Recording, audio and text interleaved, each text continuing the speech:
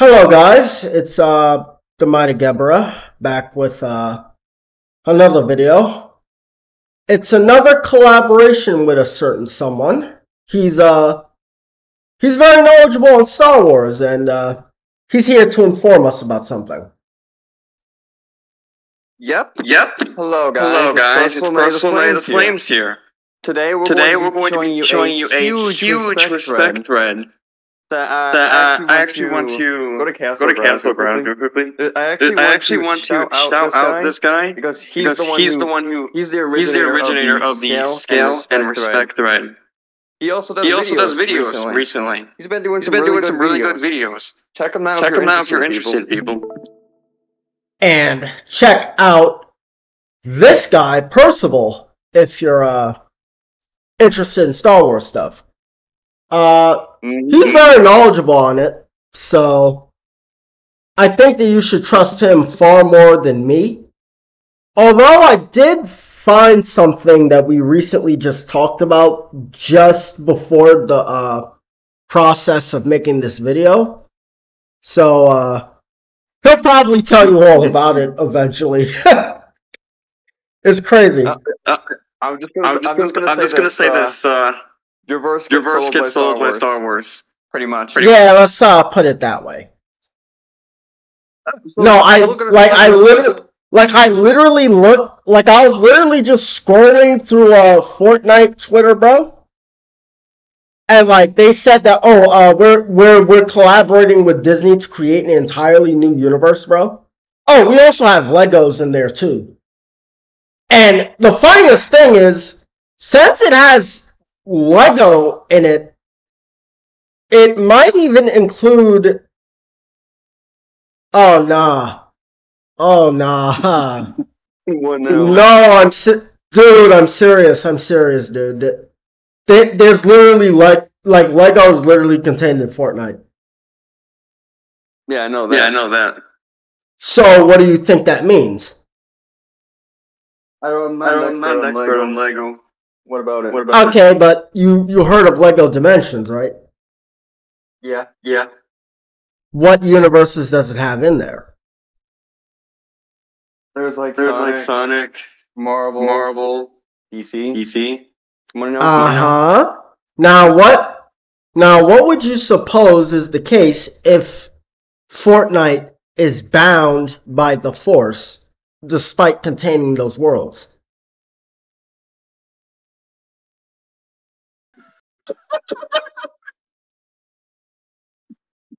Oh my god, that's actually ridiculous.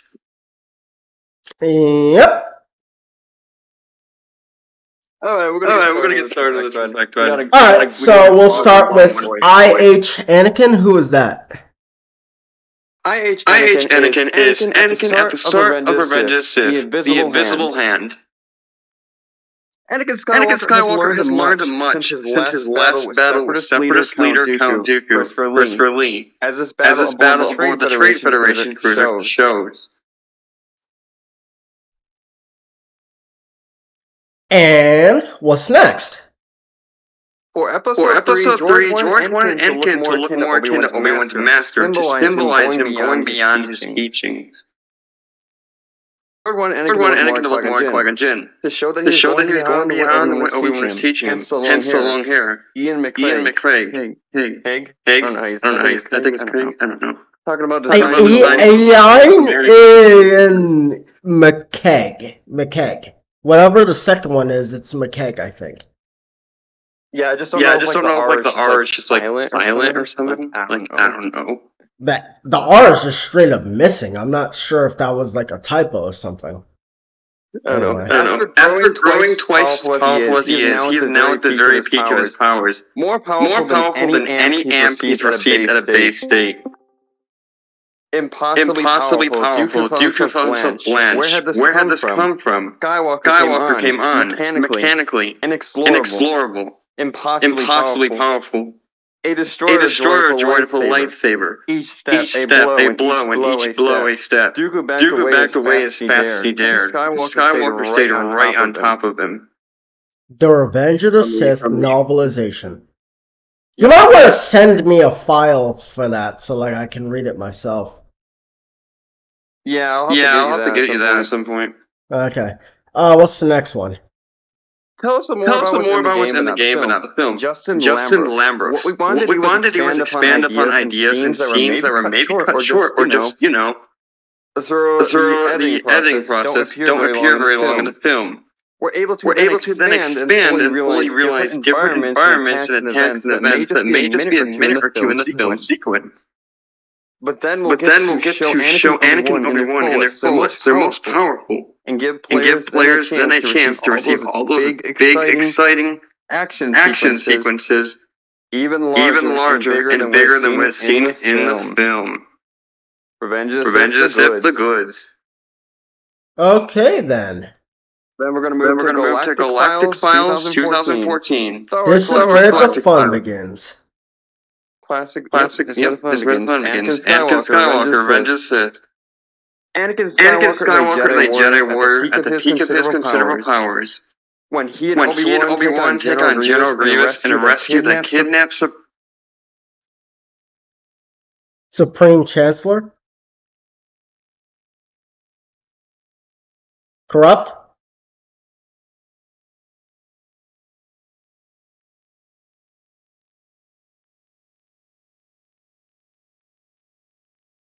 Corrupt. Yo. What's going on? Bro, you alright?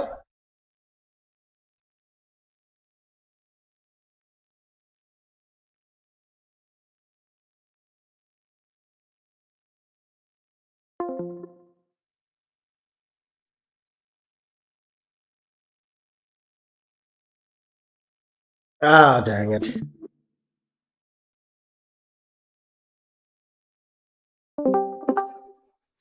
We may have to restart. What happened?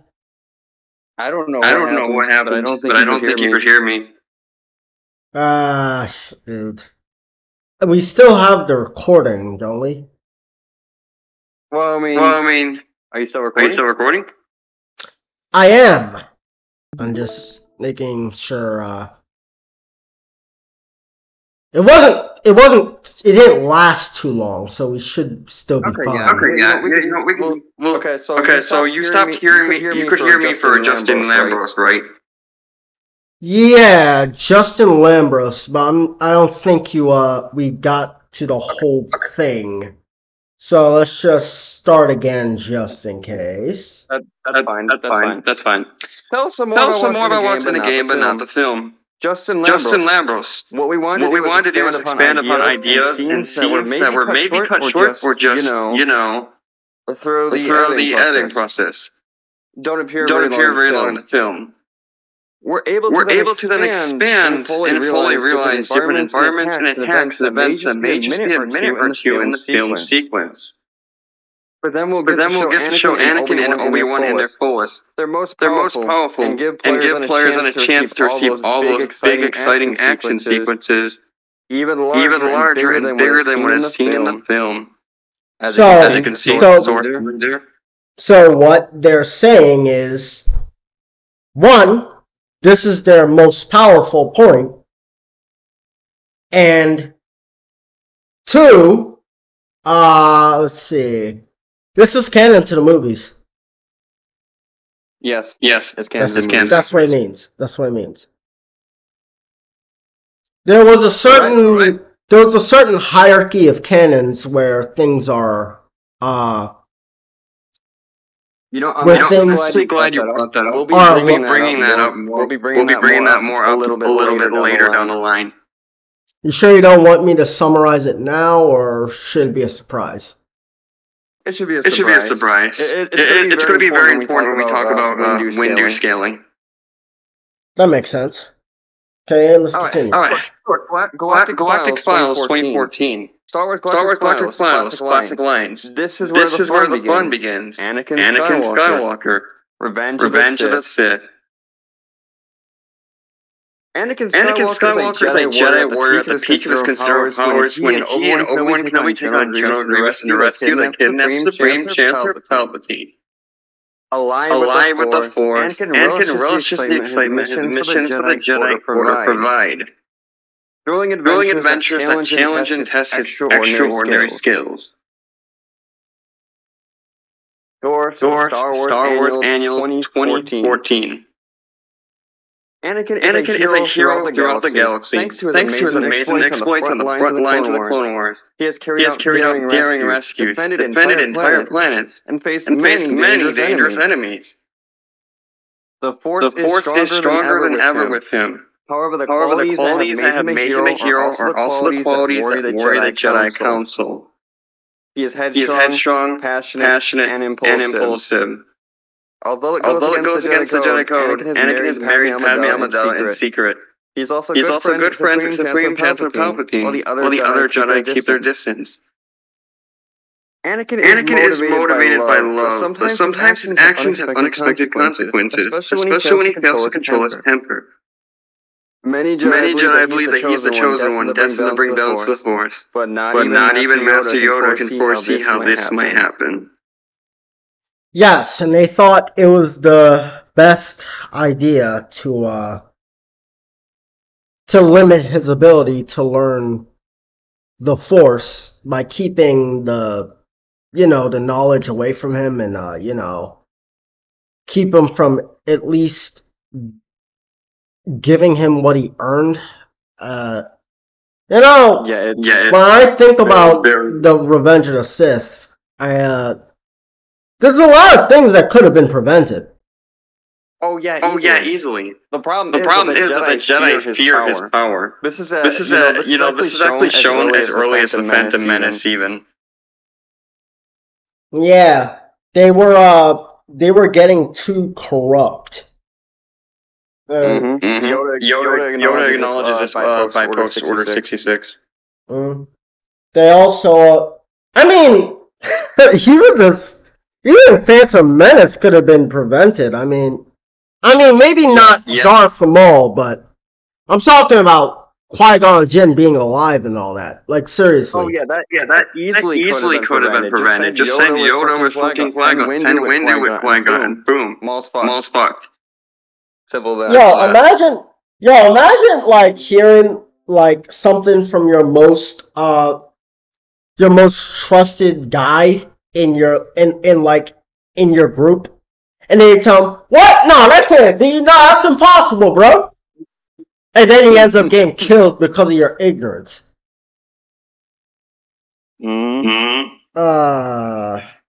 Next line we're about to talk about in the Revenge of Civilization is Dooku and Palpatine talking about Anakin. Let's read it, shall we? It'll be, he said slowly, meditatively, as though he spoke only to himself, an embarrassment to be captured by him.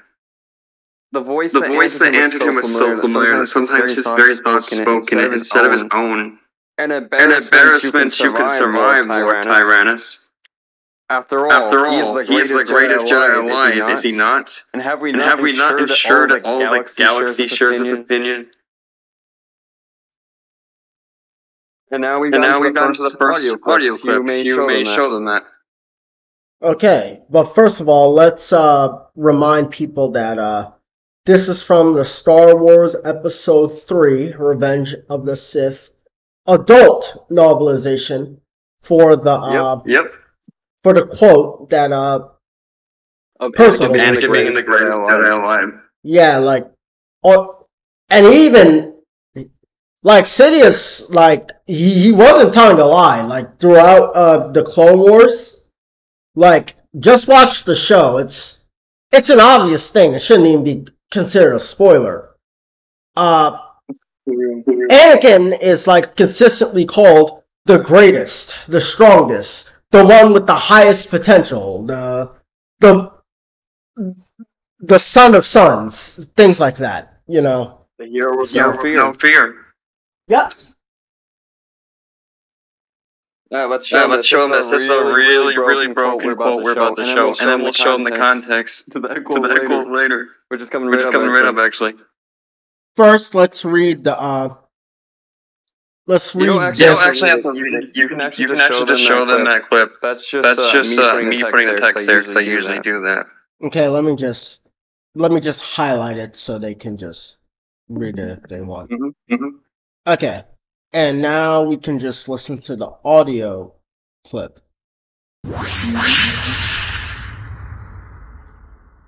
This is Anakin Skywalker, the most powerful Jedi of his generation, perhaps of any generation, the fastest, the strongest, an unbeatable pilot, an unstoppable warrior. On the ground, in the air, or sea or space, there is no one even close. He has not just power, not just skill, but dash. That rare, invaluable combination of boldness and grace. He is the best there is at what he does, the best there has ever been, and he knows it.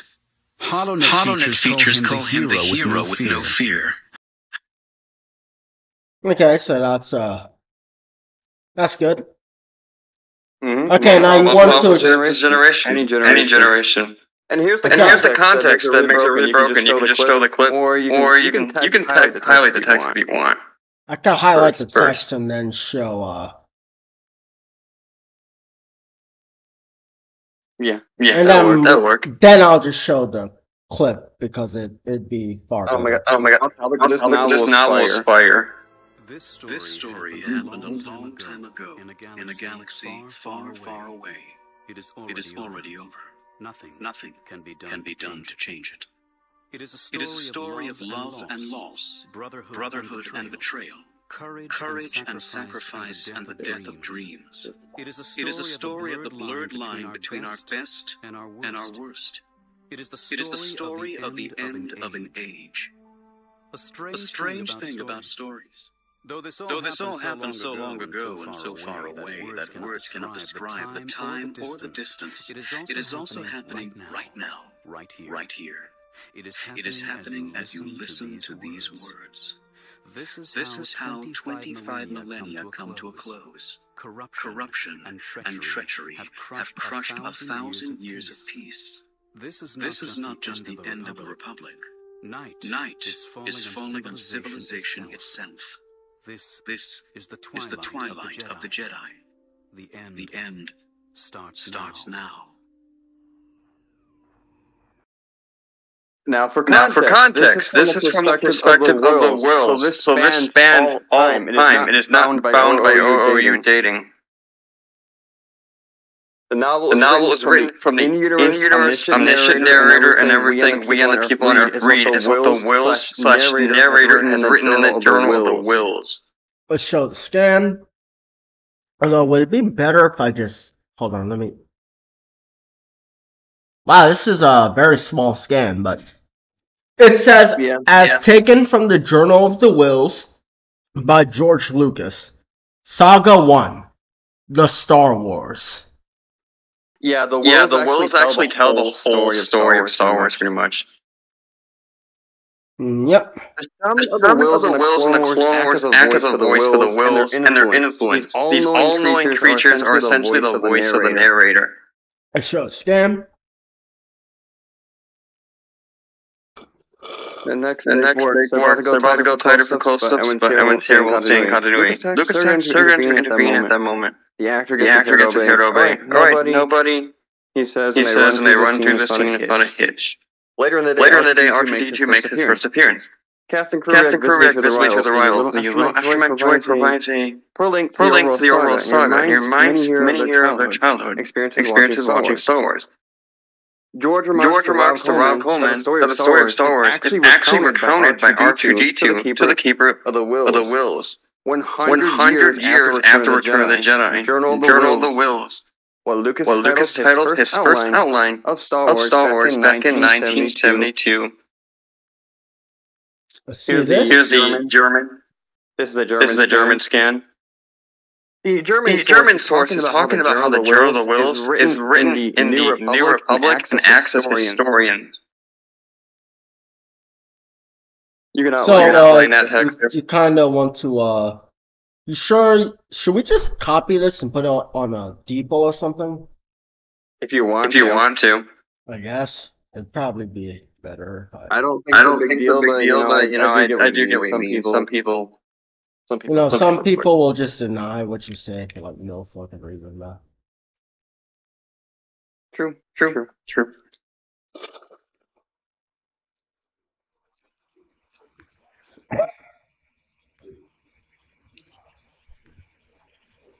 What? No, it's not supposed to be on Japanese. What?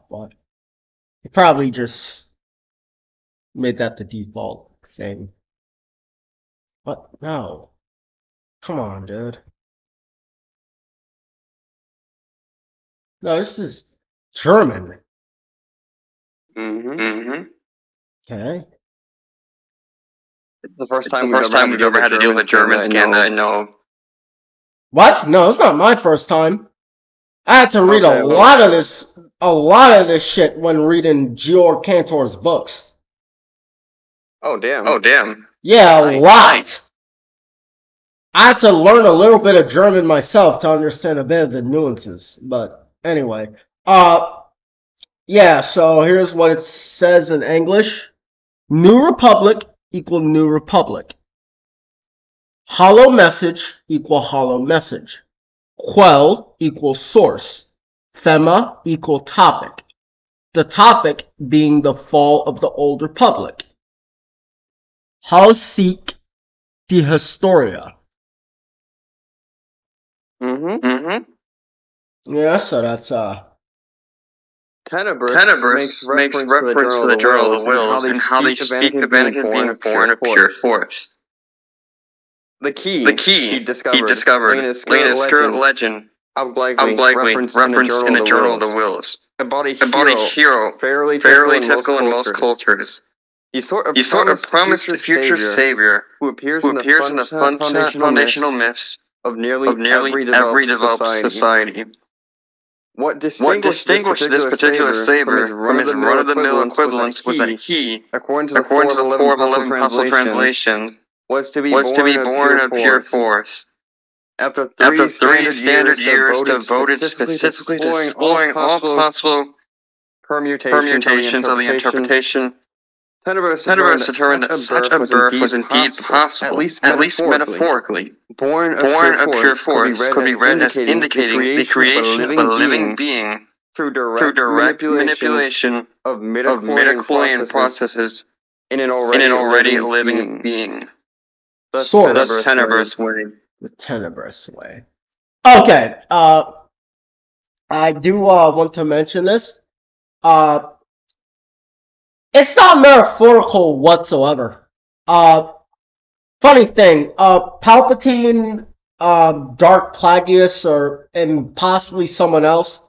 You see, they were trying to do that, but they failed. And someone involved with the Force, and I'm not talking about just any random, I'm talking about like higher up, got pissed and made Anakin as a result to kill them all. No, I'm serious. That's literally what happened. Plagueis actually does know about Anakin Skywalker. And he thinks that through, senses his potential and whatnot. He thinks the Force has fought back. He was like paranoid and shit as well. Yeah, it was like, oh shit, I shouldn't have done that. But it was about too late. What is he gonna do about it? Now we get to the real good shit. Prior to freeing himself versus Dooku, he's already greater than Palpatine. Still though, Dooku had some reservations. This had all come about too quickly. Had Sidious thought through all the implications of separation? But I must ask my master, is Skywalker truly the man we want? He is powerful. Potentially more powerful than even myself. It's from the Revenge of the Sith novel. Kenobi must die. Today, at your hand. His death may be the code key of the final lock that will seal Skywalker to us forever.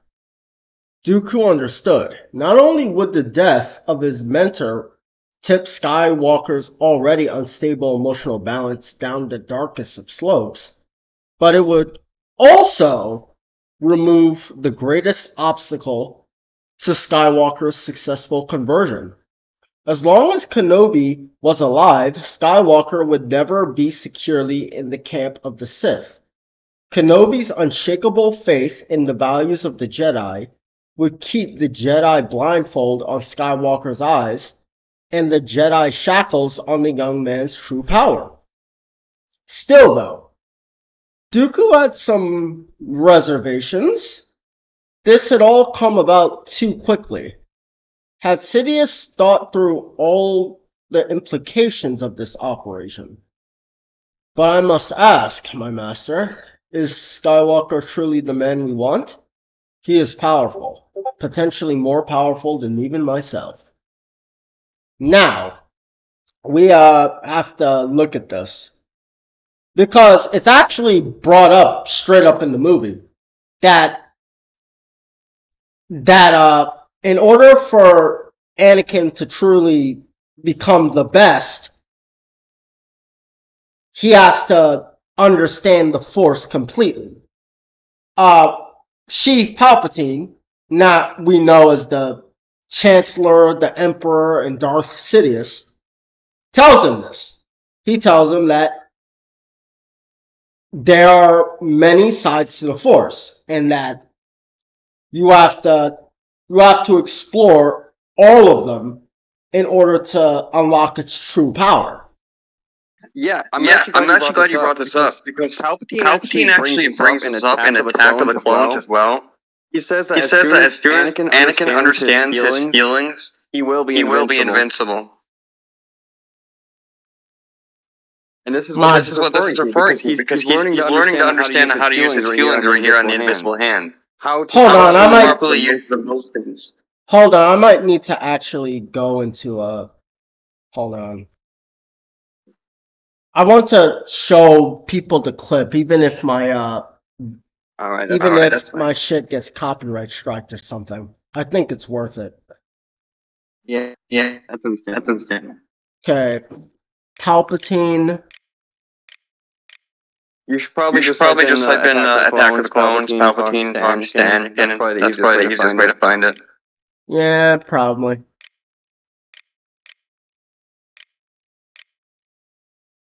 Pretty sure he says in the movie. I know he says it in the novel. I mean, he says it in Attack of the Clones, I think, but it was like more talked about in it was more elaborated upon in Revenge of the Sith, I think. File with a TurboTax expert for 100% accurate taxes guaranteed. Talks about more than one aspect of the Force. He actually talks about that when Anakin's, tells the Jedi Council. Right below there. There we go. The second one should be good. Just scroll up and click the second video. This?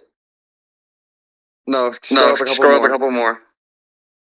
You see the video you click, just go down one.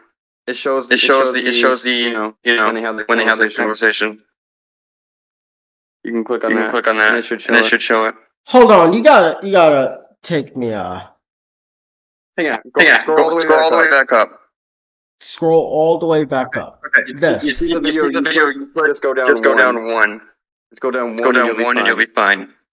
This. You click to the very top. Yeah. There you go.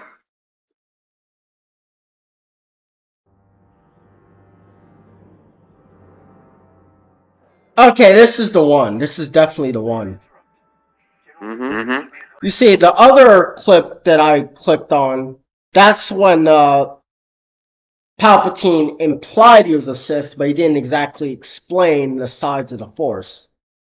Yeah, he also brought up Darth Wise to introduce again. Okay, let's start from the beginning.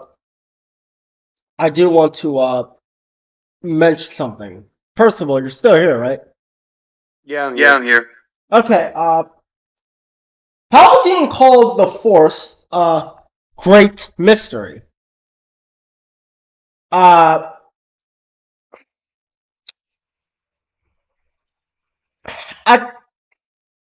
save it for later, but basically Percival found a scan about the Force that's just completely off the scales.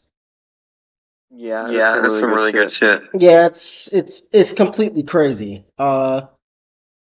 But I just want to mention that. So if you kind of lost interest for some reason in watching the clips, stay tuned. Trust me, you won't regret it. Let me just go back.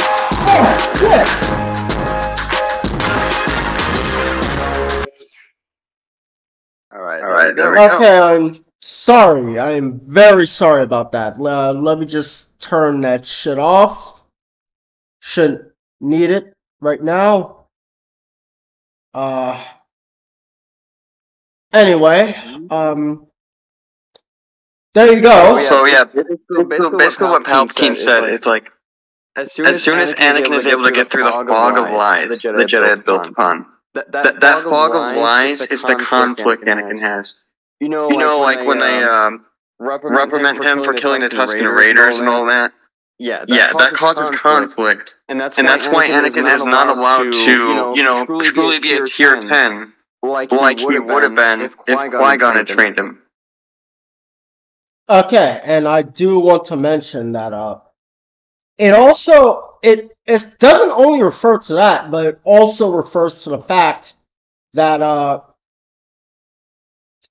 you can't just use the light side and be clouded in ignorance. You need to understand all the sides of the equation.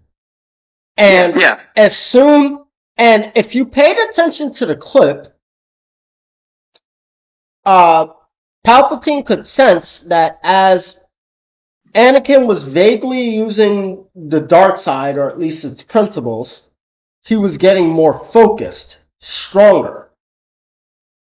Actually, it's actually a good thing you bring up the dark side, because what we're about to bring up involves the dark side. Not completely, but what Anakin does is he uses the power of balance to take down Tyrannus at his peak. That's what we're about to bring up, actually. Wait, this is still recording, right? Oh, thank God. Okay. So this right here is Zonakin. Now, I don't know why he's called this. I guess it's because he's in the zone. He will be going against Darth Tyrannus at his peak, which is the heart of the universe. So HOU Tyrannus has the true power of the dark side, which previously belonged to Palpatine. You want to read this again? Doesn't matter, but I'll go ahead, thanks. He called upon the Force, gathering it to himself and wrapping himself within it. He breathed it in and held it whirling inside his heart, clenching down upon it until he could feel the spin of the galaxy around him, until he became the axis of the universe. This was the real power of the dark side. The power he had suspected even as a boy, had sought through his long life until Darth Sidious had shown him that it had been his all along. The dark side didn't bring him to the center of the universe, though. It made him the center. He drew power into his innermost being until the Force itself existed only to serve his will. Before Anakin enters the Zonakin state, he has no match for the dark side, and HOU Tyrannus, as shown in the RTS video game right here. Dooku says you're no match for the dark side. He says you're no match for the power of the dark side, and I'll show you the true power of the dark side. Yep, there you go. Zonakin, however, isn't impressed by just the raw power alone of the dark side alone. Dark side, not impressed. The fight with Tyrannus is a symbolic display of whether Anakin is worthy of being a Sith. A struggle between Tyrannus, standing in as the whole power of the dark side, and Anakin as the balance power, the boundless power of the chosen one. Balance. After pursuing extensive force training at the hands of his merciless master, the innately evil Darth Sidious, Dooku wields the full power of the Force's dark side. A former member of the Jedi Council, Count Dooku left the order to pursue highly dangerous Sith, training at the hands of his merciless and enigmatic master. The evil of Darth Sidious. Dooku now wields the full power of the Force's darkest secrets. Clone Wars tops. Wait, is it? Was it supposed to say something else or what? No, that's what it says. Oh. That's what the source is called. Okay. Star Wars Comic Magazine 53. A sinister-looking Christopher Lee, who plays Separate Leader Count Dooku, uses every dark side power he has in a battle near the beginning of Revenge of the Sith, voted by Keith Hampshire. Okay. And now we got the Revenge of Civilization again. When with all the power that the dark side can draw from throughout the universe, Dooku hurls a jagged fragment of the Duracell table. Shmi Skywalker gentle murmur. I knew you weren't coming for me, Anakin. Smashes it aside. Revenge of Civilization. It is implied that H.R.U. Tyrannus was trashing the end of Obi-Wan and was just simply a better Star Wars dimension. Come on, man. Okay. Yeah, you're probably gonna have to do that. Yeah, I'm gonna have to. The wall you can. Come, Jedi. Two young Jedi against one old man. This is pathetic. You are these idiots' true swordsmanship. That's actually pretty sad, but It's pretty busted. Not on Dooku's end. I mean, on the reverse side, because as we come to find out, the Obi-Wan Anakin duo are seen as unstoppable together. Oh yeah. Feel free to read that. Together, they are unstoppable, unbeatable. They are the ultimate go-to guys of the Jedi Order. When the good guys absolutely, positively have to win, the call goes out. Obi-Wan and Anakin always answer. Whether Obi-Wan's legendary cleverness might beat Anakin's raw power, straight up, no rules, is the subject of schoolyard fistfights. Krechi? Was it, how you pronounce that? I don't know how you pronounce that. I don't know. It's just like a French thing. Crash pool, wriggle matches, and pod chamber stink wars across the Republic. These struggles always end, somehow, with the combatants on both sides admitting that it doesn't matter. Anakin and Obi-Wan would never fight each other. They couldn't. They're a team. They're the team. And both of them are sure they always will be. Before we continue, that just makes like the more like their breakup. It makes it so bad. Other legends pale in comparison to Anakin and Obi-Wan's team up. Say what you will about the wisdom of ancient Master Yoda, or the deadly skill of grim Mace Windu, the courage of Ki-Adi-Mundi, or the subtle wiles of Shakti. The greatness of all these Jedi is unquestioned, but it pales next to the legend that has grown around Kenobi and Skywalker. Oh my god, I love this, how they hype up Dooku right here with this statement. An experienced and powerful Jedi, Dooku quickly learned the teachings of the Sith. His master of the Force made him almost unbeatable in combat. And here's a scan for that. It's word for word verbatim. Mm-hmm. Okay. I think Senate Yoda and Sidious died at Dooku. Third and Anakin stomped him in 12 seconds. Dooku's constant proximity and superiority to Yoda. Steve is obviously stronger in the Force by Order 66. But Yoda can match that power with mastery and skill. So throwing Dooku in the Senate would just be like throwing a slightly stronger Yoda in there. And I think he's sealed enough to make up for the power difference between him and Sheev. Yet Anakin just stomps him. So I'd see Anakin stopping those guys in the Senate too. I mean, should we like really talk about that plot line for one of the video games that was like supervised by Lucas, where there's like a what if where Yoda fights Anakin at the temple, and to be fair, that's a Sith Lord, Anakin. This video is more referring to his Jedi days.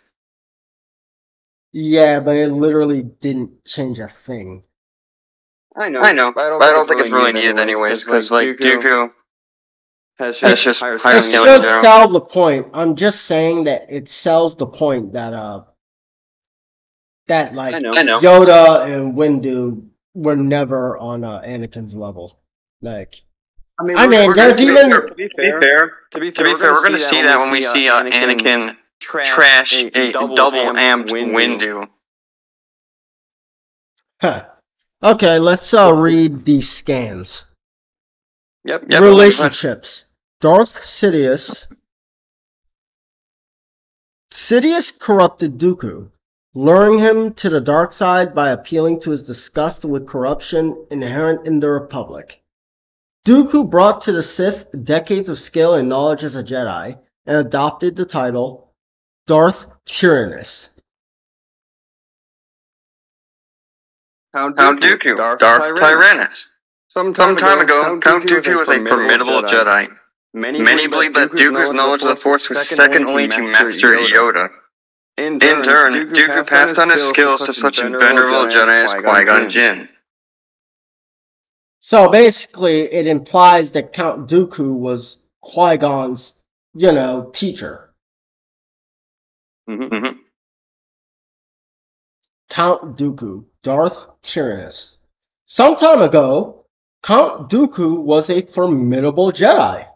As the prized pupil of Yoda, many believed that Dooku's knowledge of the Force was second only to his master. In turn, Dooku passed on his skills to such Jedi as Qui-Gon Jinn. Dooku conceded that knowledge of the Force would not decide the contest. Rather, it would be skill with the lightsaber that would separate the two masters. In this, Dooku was correct. However, he was not to be the victor. While Dooku is correct and he wasn't the victor against Yoda in AOTC, he didn't lose either.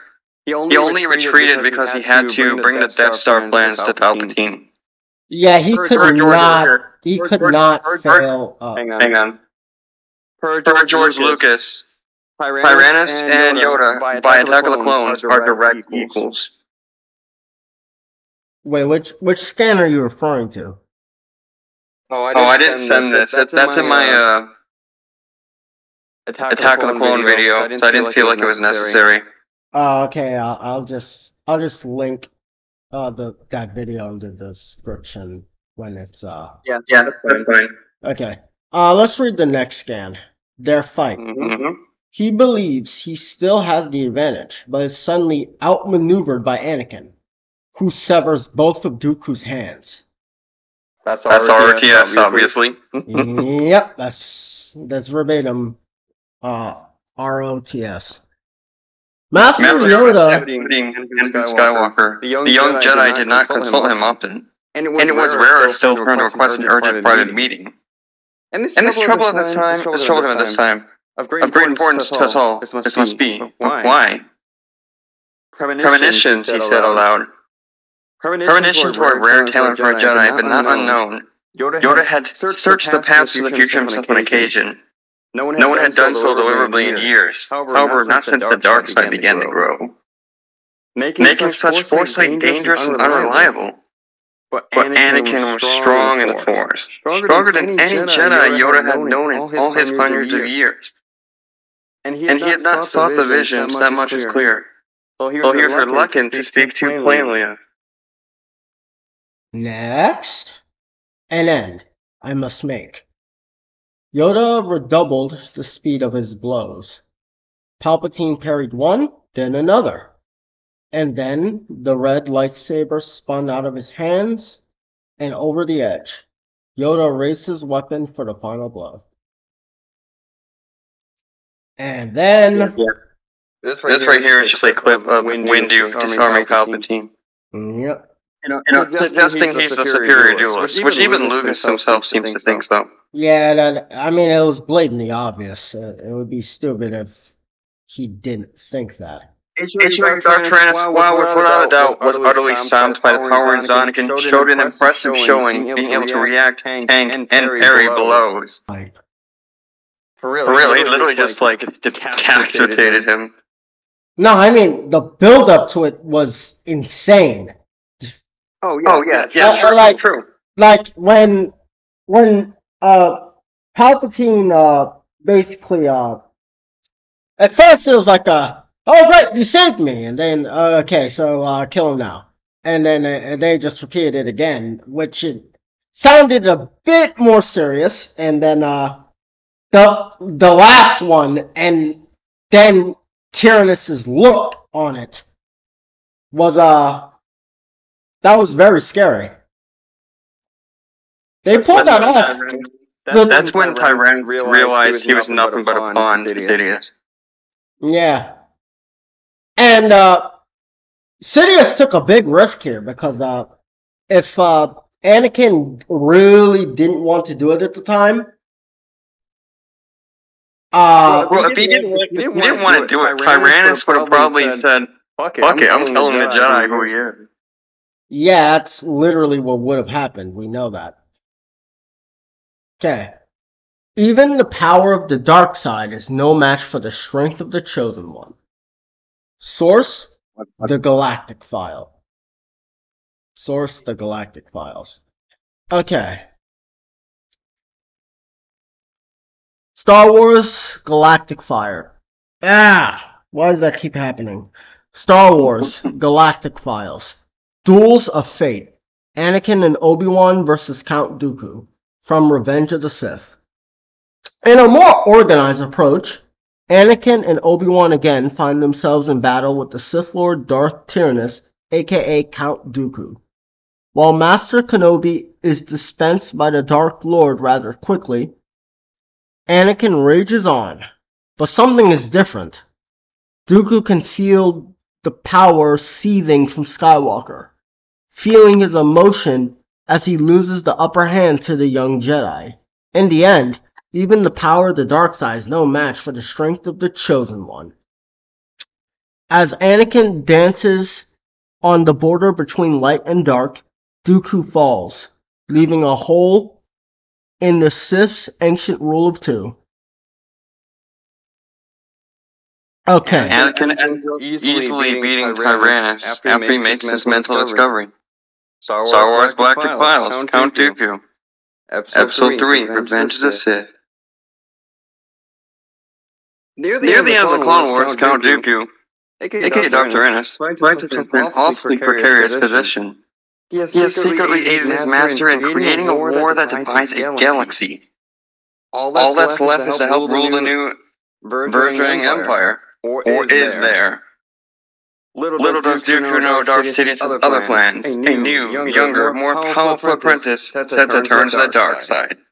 After an epic duel, young Anakin Skywalker easily bests Dooku, literally disarming him in the process.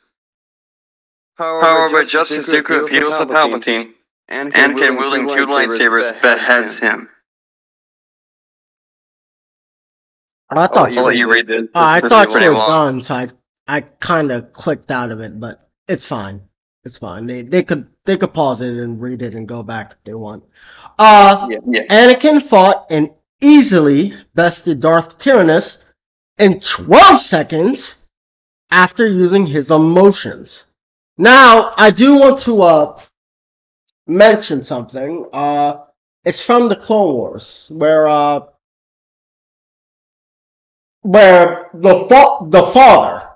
So, and the father is actually foreshadowing for Revenge of the Sith, because one of the things that Palpatine does when Anakin decides to become Darth Vader is that he like digs into the Force itself to find a name that fits Anakin the most. And it's revealed to be Darth Vader. Now, Vader translates to father. Yep. He's a dark father. Quite literally. He's a dark father. That's literally what that is supposed to insinuate. Okay. And the father did mention that if Anakin learned to get over his conflicts and not blame himself for things, he would be more powerful. And he does it for a bit against the daughter and the son, and he casually takes them out. I don't know. He kind of does it, but not exactly. What he does more accurately is he draws on the Mortis Nexus. It's still proof he's the chosen one, though, because only him and the father could actually fully use the Nexus. I'm not sure about that. Wasn't an adult Luke able to do that as well, although with extreme pain? No, he did need his... What? What did he need? I couldn't hear the last part. I said he did need his sister, Leia. They both had to use it. They had to use a force army, basically. Oh, okay. But I don't know, if it's a force nexus, then wouldn't that still require an excessive amount of power? I mean, even the father had mentioned that he had eventually grown so old that he had to he wanted a replacement because he was going to die soon and he knew it. Yeah, but he also said something about it was getting harder and harder to control the son and daughter. I could show you the clip. No, I think I know what you're referring to. Okay, that's good. Let's read the actual quote for the last statement we made. This is the death of Count Dooku. A starburst of clarity blossoms within Skywalker's mind when he says to himself, "Oh, I get it now," and discovers that the fear within his heart can be a weapon too. It is that simple and that complex, and it is final. Dooku is dead already. The rest is mere detail. The play is still on. The comedy of lightsabers, flashes, and snaps and hisses. Dooku and Skywalker, a one-time only command performance for an audience of one. Jedi and Sith and Jedi, spinning, whirling, crashing together, slashing and chopping, parrying, binding, slipping and whipping, and ripping the air around them with snarls of power. And all for nothing, because a nuclear flame has consumed Anakin Skywalker's Jedi restraint, and fear becomes fury without effort. And fury is a blade that makes his lightsaber into a toy. The play goes on, but the suspense is all over. It has become mere pantomime? Pantomime? Think so. Yeah. As intricate and as meaningless as the space-time curves that guide galactic clusters through a measureless cosmos. That implies that Star Wars' galaxy/universe is actually infinite. But anyway, Dooku's decades of combat experience are irrelevant. His mastery of swordplay is useless. His vast wealth, his political influence, impeccable breeding, immaculate manners, exquisite taste, the pursuits and points of pride to which he has devoted so much of his time and attention over the long, long years of his life are now chains hung upon his spirit, bending his neck before the axe. Even his knowledge of the Force has become a joke. It is this knowledge that shows him his death, makes him handle it, turn it this way and that in his mind, examine it in detail like a black gemstone, so cold it burns. Dooku's elegant farce has degenerated into pathetic melodrama, and not one shed tear will mark the passing of its hero. But for Anakin, in the fight, there is only terror and rage. Okay, now, this implies that, even with, Yoda and Dooku's knowledge of the Force, it just pales in comparison to what Anakin is. And Percival, you want to read this next part? Then I'll read the other. Sure. I got you. Only he stands between death and the two men he loves best in all the world. And he can no longer afford to hold anything back. That imaginary dead star dragon tries its best to freeze away his strength. To whisper that Dooku has beaten him before. That Dooku has all the power of the darkness.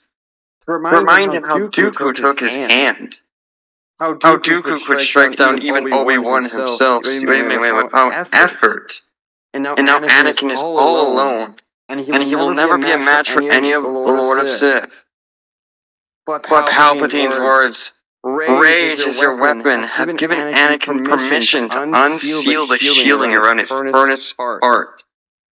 And all his fears, and all his doubts shrivel in its flame. When Count Dooku flies at him, blade flashing, Watto's fist cracks out from Anakin's childhood to knock the Sith Lord tumbling back.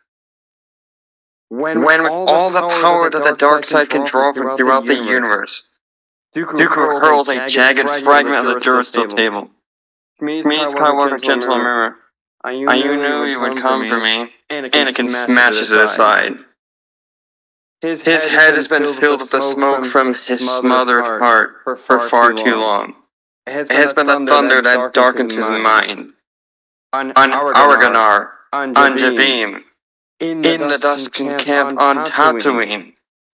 That smoke had clouded his mind, had blinded him and left him playing in the dark, a mindless machine of slaughter. But here, now within the ship, this microscopic cell of life in the infinite swirl of desert space, his firewalls have opened so that the terror and the rage are out there, in the fight instead of in his head.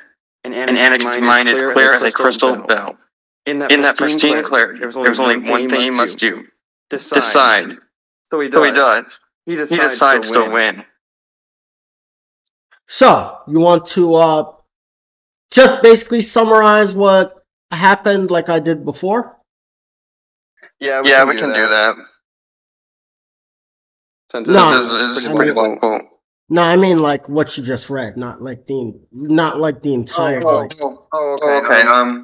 Well, so basically, Anakin is getting over his fears, his emotions, like his fears. You know how they usually cloud him. Like he crushes the dragon. The dragon is his fears. That's the metaphor. He crushes his dragon, and now he's fully able to tap into all of his powers. Truly use the full power of all of his emotions. Yeah, that's it's basically it's basically what the father was trying to teach him. Although I'm not sure if he intended it for Anakin to do it that way. Yeah, the only difference is here is that Anakin is letting out all the power instead of drawing on the Nexus. He lets it all out of himself.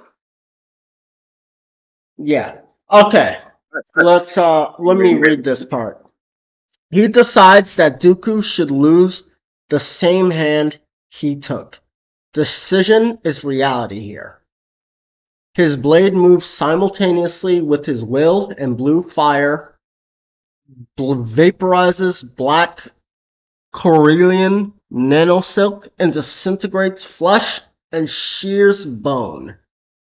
And away falls a Sith Lord's lightsaber hand, trailing smoke that tastes of charred meat and burned hair. The hand falls with a bar of scarlet blaze still extending from its spastic death grip, and Anakin's heart sings for the fall of that red blade.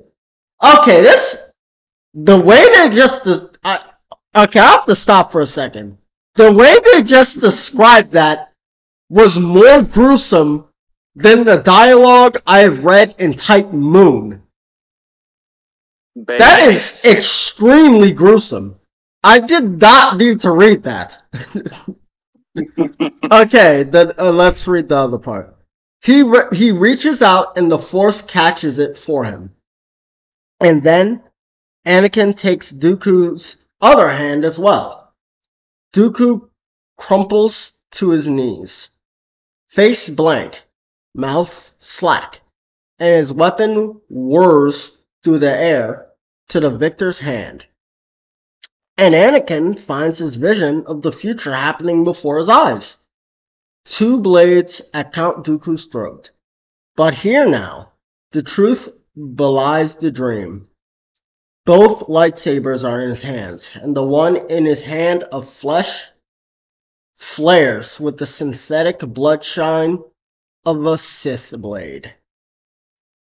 Dooku, cringing, shrinking with dread, still finds some hope in his heart that he is wrong, that Palpatine has not betrayed him, that this has all been proceeding according to plan until he hears, "Good, Anakin, good.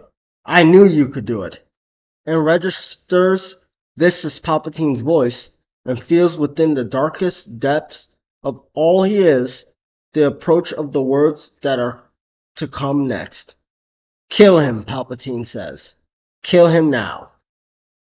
In Skywalker's eyes, he sees only flames. "Chancellor, please," he gasps, desperate and helpless, his aristocratic demeanor invisible, his courage only a bitter memory. He is reduced to begging for his life, as so many of his victims have.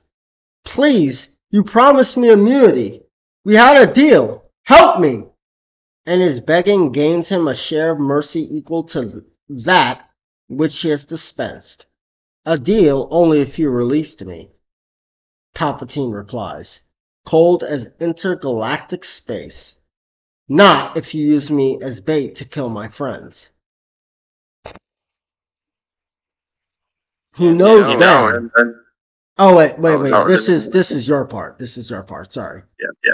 And he knows then that all his indeed been going according to plan. Sidious's plan, not his own. This has been a Jedi trifecta indeed. Jedi went out to query. They were the bait. Anakin, Palpatine says quietly, "Finish him." Years of Jedi training make Anakin hesitate. He looks down upon Dooku and sees not a Lord of the Sith, but a beaten, broken, cringing old man. I shouldn't. But when Palpatine barks, do it now. Anakin realizes that this isn't actually an order.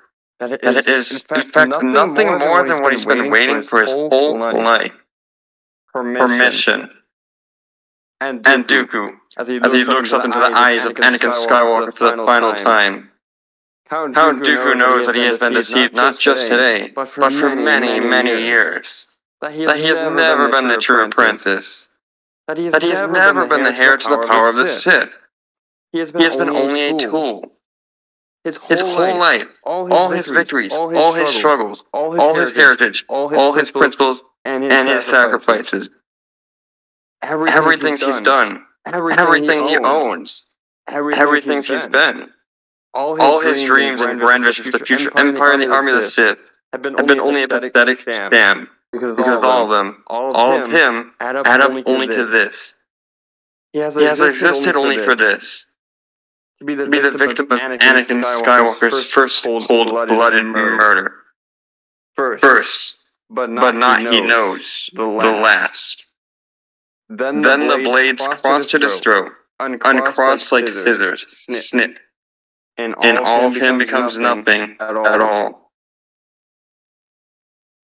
Okay. So this right here describes it.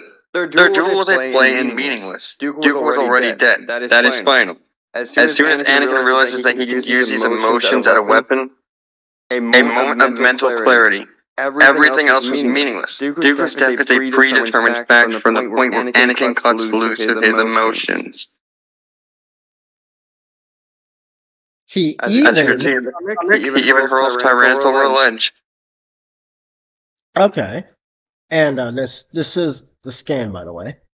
I do want to mention that people might say that but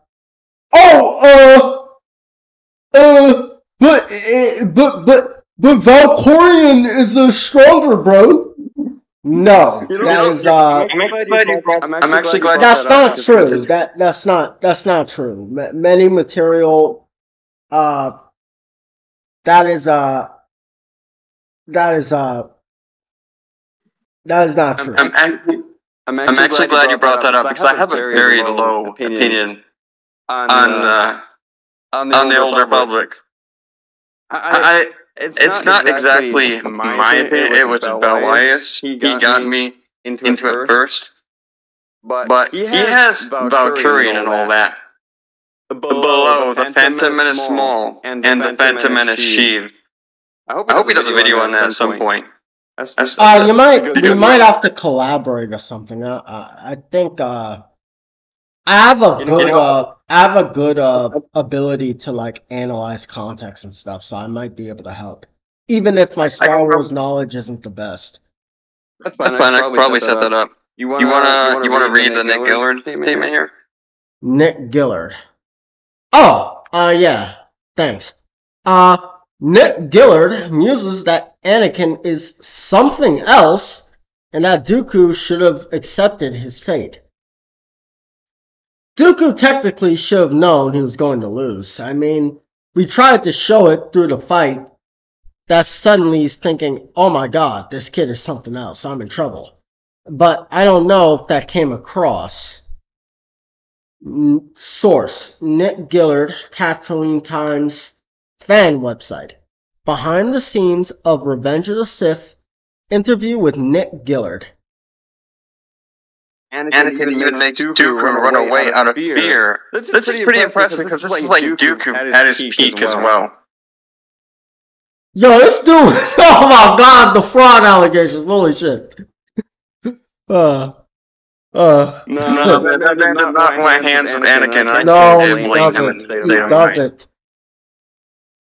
And he literally just learned how to use his emotions to his benefit, bro. Imagine, bro. Mm-hmm. Anyway. Indeed, the whole point of this fight was for it to be a test for Anakin.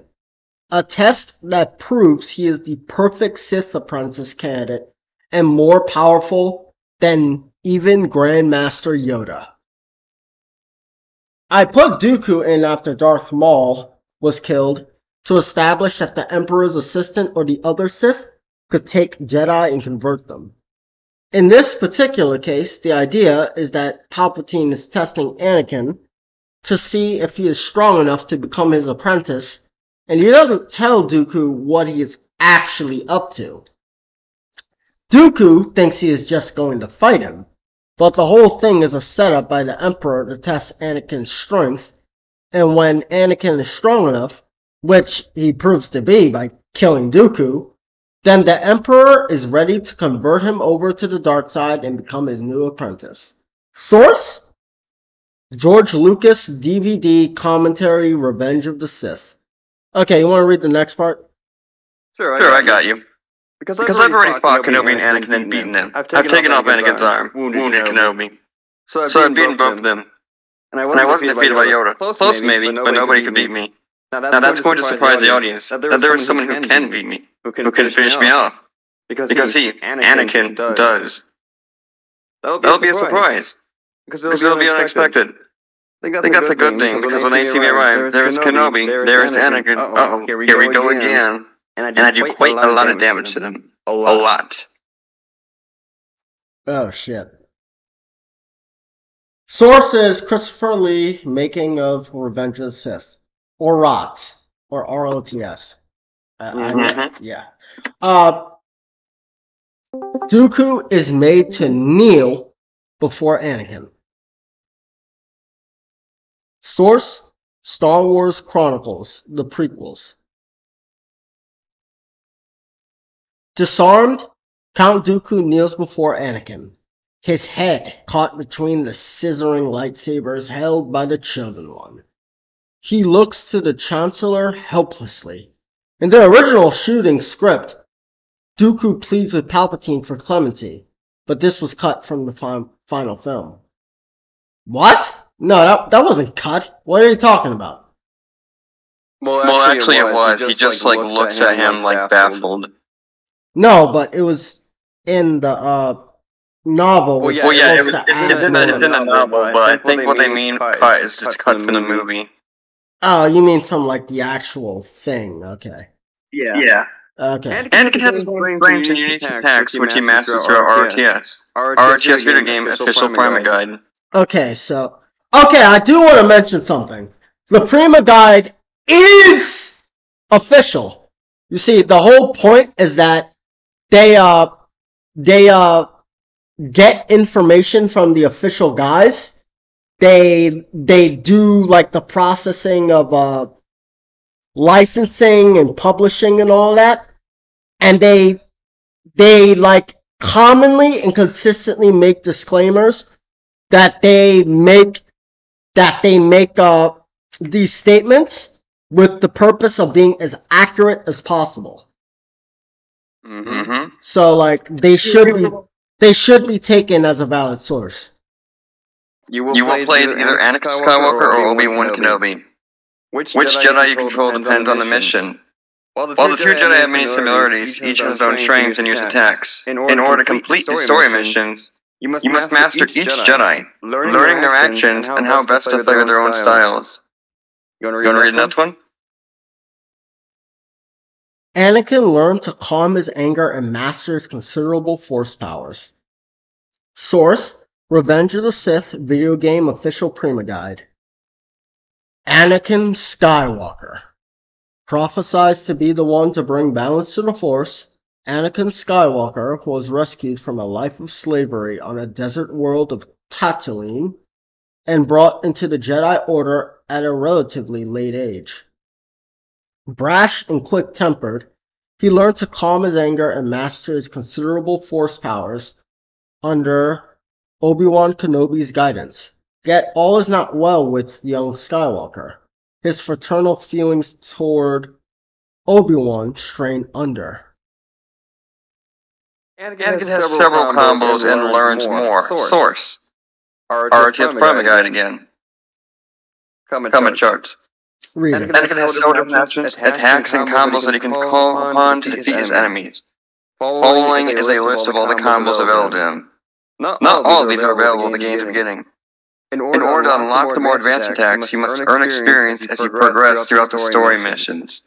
You can then upgrade Anakin's abilities to use the Force and perform more advanced attacks. I like how they did that system in this game. Yeah, it's really good. Yeah, it actually implies that Anakin gets stronger throughout the game until the nerf. Yeah, until he just gets utterly mentally shattered. Okay, so wait, do we need to read the combos, or do you want to go the extra mile? Tell you what, I'll just say basic combos, and it's the same source, and then you can click on it and show them. I don't think we should read it. There's really no point. Yeah, imagine saying XXX left analog. Right. Square. Saber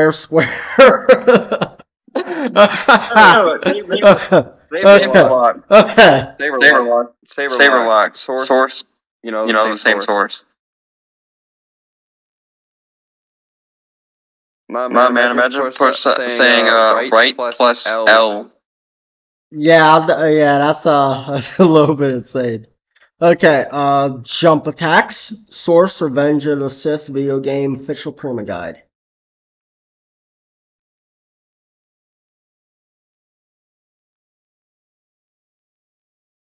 Anakin masters the ways of the Jedi. Source, official Prima guide. You must master the ways of the Jedi if you wish to survive. Huh, we said that at the same time. I'll just say Jinx. Okay. Gillard inspired the combat basics for Anakin. Source, Revenge of the Sith video game official Prima guide.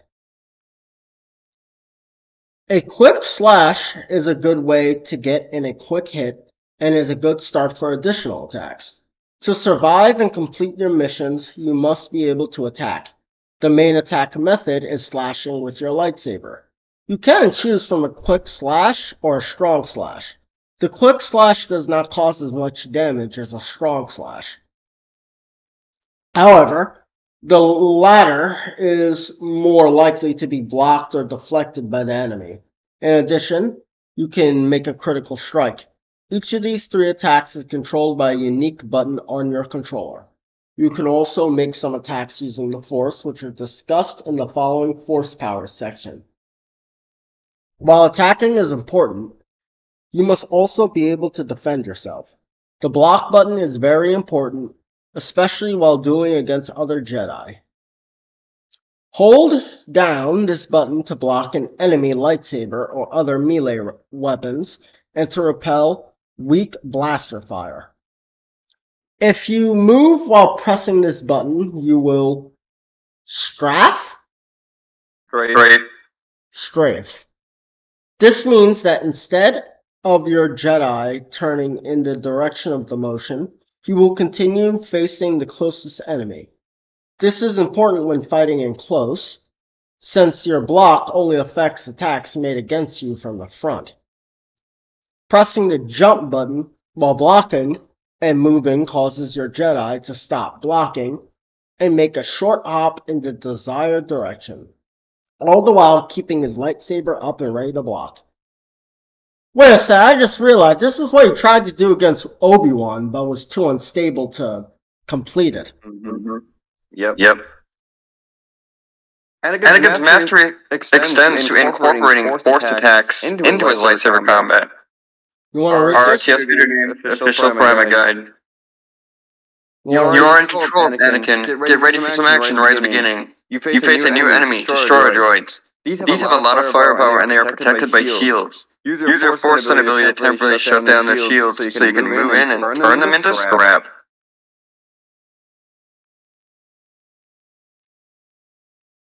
Anakin adapts to his opponent's fighting style to overcome. Source, Revenge of the Sith video game official Prima guide. In order to win, you must develop the shunt tactic. This is essentially a parry where you block and knock aside your enemy's lightsaber and follow up with an attack of your own. To do this, block and move toward your opponent as he attacks. Then follow up with either a quick or strong slash of your own while he is open. When both you and Count Dooku make a strong slash at each other, your lightsabers will lock. Quickly press both quick and strong slash buttons simultaneously to push back on your opponent and open up to an attack. Open him up to an attack, I mean. In the Nick Gillard / George Lucas tiering system, Anakin Skywalker is listed as a tier 9 along Sidious and Yoda and goes up 4 levels. The fighting has evolved in these last 3 movies considerably, says Gillard. George Lucas works on a system of levels. Source, Homing Beacon article 2005, theforce.net. In the Jedi levels of lightsaber fighting, Obi-Wan is an 8, while Anakin, Yoda, and Darth Sidious are 9s. Source, Gillard. So, you want to, I can do the next one if you want. Yeah, go ahead. I'll read. No. You're the Anakin guy, so I'll read this one and then you read the other one. Obi-Wan has gone up one level from episode 1 to episode 3. But it's a huge jump from one level to another. It's not just about a style of fighting. It's mental as well. Anakin has gone up probably 4 levels from episode 2 to 3. So he's gone beyond Obi-Wan, but he hasn't gone beyond him mentally. Yeah, in context, this is, MFB, obviously. Because mentally, Anakin is actually should be above Obi-Wan in post-IH and that kind of crap. Yeah, that's true. Anakin becomes a level 9. George knows the levels myself, and George talked about levels and how it was. But it's not like a black belt. It's more like a Richter scale. So the difference between 8 Obi's an 8. So the difference between an 8 and a 9 is enormous. Source, Nick Gillard, Arch's DVD commentary. Wait, but wouldn't that... Wait a second. So wouldn't that imply that the Obi-Wan that fought, like, post-Grievous fight is... No, maybe I'm thinking about it too much. I don't exactly I will say this about the Tier 8 Kenobi stuff. I don't exactly believe in that nowadays. I think it's like just a way to show, like, in terms of the Jedi and in terms of power, he is definitely in the lower end. But I think he actually is a Tier 9 based on the kind of scaling he does have. That's because the Clone Wars came after ROTS in development. So yeah, it kind of buffed him. Was there a reason why Yoda didn't fight Darth Vader? I'm talking about, like, the suit one. Well, there's statements that say that duel is still too powerful for Kenobi and Yoda. So yeah. But there's the Kenobi. No, yet again. Then again. No. I want to show this. I want to show this fight because some people might think that that might be death of the author or something. Let's look up Kenobi versus Vader. I'm not talking about Revenge of the Sith, but... I mean, to be fair, this is kind of more of an EU video than canon, but that's fine. You can do that if you want. No, I get what you're saying, but I do want to... I'll provide commentary on it so people understand what's actually being said. That's fine.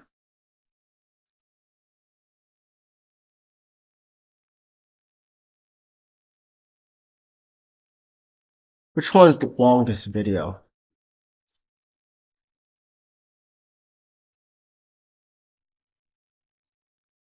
Because people might think that Revenge of the Sith Kenobi is stronger than Darth Vader. That's not true. It's not. Keep in mind, Darth Vader... Okay, in the EU, he definitely is, actually. Darth Vader is trash in the EU. Like, he has raw force power, like, above, the Phantom Menace Titans, but his dueling is absolute trash.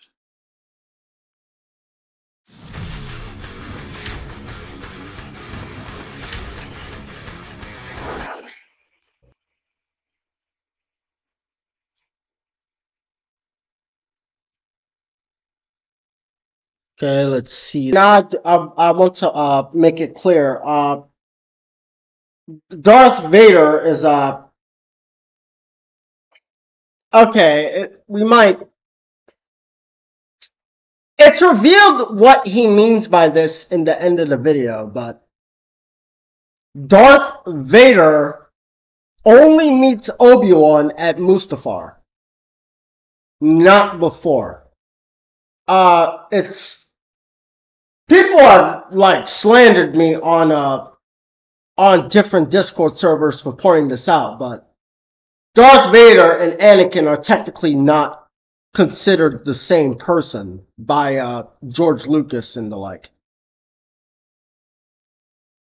Yeah, I get what you mean. They kind of are technically the same person, but at the same time they're not. Yes, that's why I mean that. Like, it's we'll have to get to the end of the video, but basically, like, the Obi-Wan that Suit Vader is fighting right now, he's at the very least the same strength level as from like from the Mustafar fight. At the very least. Right.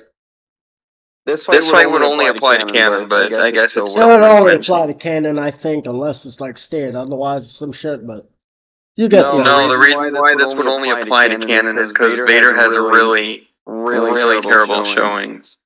Like he's below Maul. He's lost to a random Jedi. There's context to it and whatnot, but like... Wait a second, wasn't there a comic... Hold on, wasn't there a comic where like he fought some Jedi that was like sort of stronger than Yoda that survived Order 66? But this is in canon, but I don't even really buy that statement, honestly. Yeah, it's a little weird, but I think it was in a comic series. It was like a sort of tie-in. Yeah. I know what you're referring to. Yeah, I think I'll just ignore that for now. Let's just continue watching. And the crumbling rubble didn't actually mean anything to him. It's supposed to represent his turmoil. I'm not sure if people understood that, but once he gets into it, like he gets even more powerful than he was in Revenge of the Sith. And even then, he still doesn't like outright stomp Vader, like Suit Vader, you know. And that's like a very sad part. And you'll see what I mean by it in the end. Like, he gets the drop on Suit Vader, but it's not enough. Now, this is where what I'm talking about begins to show. What Obi-Wan did, he did get stronger, but like it was the reason it worked on Vader was more like a complete off-guard thing. It was he did not expect it. It was unprecedented, and it was a complete shock. But after Vader like recognizes it, he literally tells Obi-Wan, I killed Anakin just like I will kill you. And then Obi-Wan realizes he can't win and just leaves.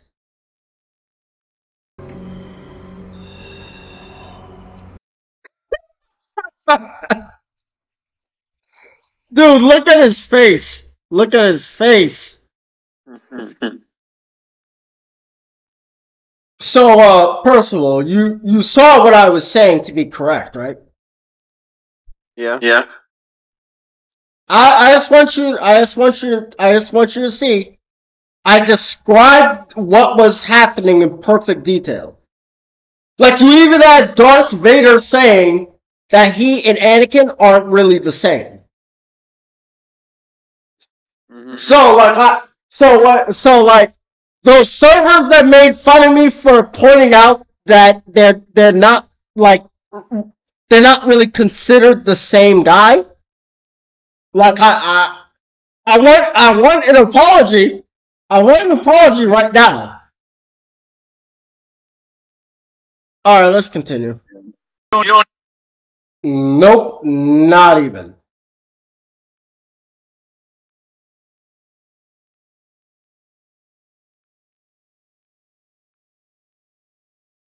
Okay, so anyway, you got the point. You can show them that scan if you want, real quickly. It's just what we were talking about, but you know. Okay, Anakin becomes a level 9. Wait, no, this is what you were supposed to read. Wait, did you already read that? No, my memory must be bad. I'm pretty sure you read that. You definitely read that. Yeah, you just click on the scan and it'll show the Obi-Wan statement right there, as you can see. Yeah. How would you say Obi-Wan evolves as a swordsman from episode 1 to episode 3? Obi-Wan has gone up one level from episode 1 to episode 3, but it's a huge jump from one level to another. It's not just about a style of fighting, it's mental as well. Anakin has gone up probably 4 levels from episode 2 to episode 3. So he's gone beyond Obi-Wan, but he hasn't gone beyond him mentally. How has Anakin's style changed? Anakin's style has changed completely between episode 2 and episode 3. He now no longer cares. He knows he's unbeatable. He's far more dangerous than anybody in the universe. And later on a level above both Sidious and Yoda, being a tier 9, a level which doesn't even exist in the scaled down tier system, where Yoda and Sidious were an 8. It's up to 8 levels. Yoda is an 8. Mace Windu is an 8. Obi is a 7. But if you miss a level, it's a bit like taking drugs to get enlightenment. Anakin is the perfect example of messing with the established system. I've got him down as an 8 or 9, which doesn't really exist, says Gillard. Before explaining that by turning to the dark side, Anakin skipped some essential steps. Source? Nick 2005, press tour. So, if I got this correctly, on baseline, he's lowballed an 8 to a 9. But through the dark side... To put that simply, in the original tier system, Yoda and Sidious were an 8. Anakin was still a 9. In the updated system, Yoda and Sidious are a 9. But Anakin is still a 9. And with, no, that doesn't really change. No, I think you're misinterpreting it a bit. That would actually mean that Anakin in the new one is a 10, and the dark side is an 11, wouldn't it? No, they don't really buff Anakin's 9 status. Like, he doesn't reach 10 until, like, you know... We're actually going to address that later, so let's just wait on that. Okay, let's, Anakin is a tier above everyone else. He is so good, he constitutes a level that doesn't even exist. Being a tier above everyone, he is essentially a tier 10 in the original tier list. And the gap between each level is absolutely huge. There's a huge difference inside the numbers themselves. It's not about how well they fight, it's about how well they learned. Gillard. The difference between an 8 and a 9 is enormous. Gillard. It's like a Richter scale. The gap between each level is enormous. Source? Gillard. For a quick example, these are the differences on a Richter scale.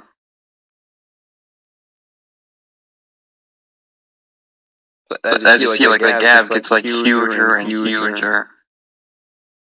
And the gap is insane. The gaps are absolutely huge. The gap's growing larger for each level. The in-universe for console, for Anakin being a tier above everyone else, is that this is Anakin in the states of mental clarity that we see him in during versus Dooku. In these moments, Anakin is perfect, flawless, makes no mistakes. Anakin in this state of clarity makes everything Dooku has utterly irrelevant, literally meaningless. He has let go all of his restraint, all his fear, and finally used his emotions. A lifetime of practice and perfection, all meaningless before the might of the Chosen One. We showed this earlier, but Anakin outmaneuvered Dooku. That source was Ultimate Duels. Okay. Dooku, one if not, the second best duelist of all time, was unable to overpower Anakin. The source, Revenge of the Sith novel. Skywalker. Once again, Dooku dueled with the Jedi pair. He bets with Kenobi, knocking the Jedi unconscious with a brutal force push, but was unable to overpower Skywalker, goading the fiery tempered young man throughout the duel. Dooku thought he had the upper hand, until Anakin outmaneuvered him. Now, how powerful does this make Anakin Tyrannus? Well, when the daughter, Light, died, the Sith grew vastly in strength. Source? Ghosts of Mortis episode gallery. The father warns that the Sith will be strengthened by his daughter's death, and that the Jedi must Mortis before the sun can take their ship. You want to read this next bit? Okay. The Sith dark side have never been so strong. Although the sun has always touched the dark side, never before has he been so deeply held within its grip. Oh shit. What? I don't get it. What? Wasn't the sun the embodiment of the dark side? Why did the dark side eclipse him then? What happened? What caused the change? That's actually because there's like higher embodiments, if you will see, like with the Father of Shadows. Okay. As the sun reaches further into the dark side, too will the Sith gain strength and power. Source, the Clone Wars secrets revealed in 3D Pablo Hidalgo. Who's Pablo Hidalgo? Someone who works Star Wars. I don't remember exactly what he does. Huh. The ones acted as caps to power, guarding and making sure mortals don't get too powerful by exploiting their power. When they die, these caps are released, allowing people to enter their realm of power since there's nobody guarding it. We are the ones who guard the power. We are the middle, the beginning, and the end. Glad she cleared that up for us. Source, Overlord's script. We also got this comic right here. Source, Clone Wars comic, UK 6.17. We are the ones who guard the power. We are the middle, the beginning, and the end. The Jedi meet the daughter. 1. The true journey begins with the revelation of the three powerful beings guarding the balance of the Force. Then why reveal yourself to us? There are some who would like to exploit our power. The Sith for but one. Too much dark or light would be the undoing of life as you understand it. When news reached me that the Chosen One had been found, I needed to see it for myself. Source, Overlord script. Anakin naturally Anakin, naturally, due to his current position and power, grows well into and past the One's range of power. Him now taking the Father's place with the Force now unrestrained. I hear often questions like, if Anakin is far above the Ones, then how is Dooku competing with him? And this is the reason. Dooku too is growing into the One's range. After their deaths, as seen above, with Dooku later representing the entire dark side versus the Chosen One. Note that the Ones cap anybody before them in T canon and G canon, which takes precedent over C canon regardless of out-of-universe dating. So the Ones being above anybody prior to them is absolute fact. I was actually out of the room for the first 10 or 15 minutes of George's pitch of these Force buildings. And I remember coming back in the room. George sat me down and he started explaining to me that there are these gods, and they wield the Force. They are very much more powerful than any Jedi Knight. Yep. There, they discover three beings, more powerful with the Force than any Jedi have seen before. The Clone Wars, Altar of Mortis. The Father has shown the episodes themselves to be inferior to Palpatine. It sets up the ones as these ultra-powerful beings, sets up their powers being exploited, which is exactly what we see with Talzin, who infuses the logic press into a dark side monster, through application of Acor from the essence of the daughter.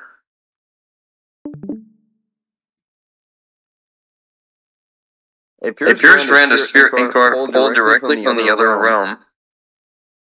The winged goddess. In the spirit realm, the winged goddess appears as a blinding white griffin. And it is she who governs fertility and growth, and she who acts as a mediator to reconcile wounded parties. She knows everything that has occurred and everything that is yet to come. I do not wish to disturb the winged goddess with endless supplications, but in times of severe distress, I have used the shaman's connection to directly invoke the spirits. When the call succeeds, the specters of long ago warriors will glow into view, hurled by a rush of wind. It will charge a target, uttering a shriek that emanates from every direction at once. Now we are getting to these higher gods, and the higher gods even above the ones right now. Oh shit, what happened here? It is implied Supreme Maker failed to defeat the Father of Shadows, the origin to all evil. Unlike the Supreme Maker, Anakin ultimately succeeded in defeating the Father of Shadows. You can see the scan here. Mm-hmm. What makes this so impressive is the Supreme Maker essentially created everything, besides the true potential of the dark side.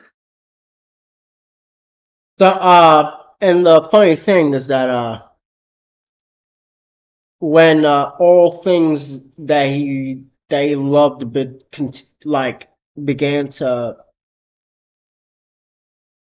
begin to perish, the Chosen One was basically called to replace him. And he succeeded. He succeeded in besting the Father of Shadows. Mm-hmm. What makes it so impressive, like I said, is that the Supreme Maker essentially created everything. Prior to his creation of the multiverse, the Supreme Maker existed alongside this dreamlike endless void. Prior to his creation of the multiverse, dimensionality and time itself.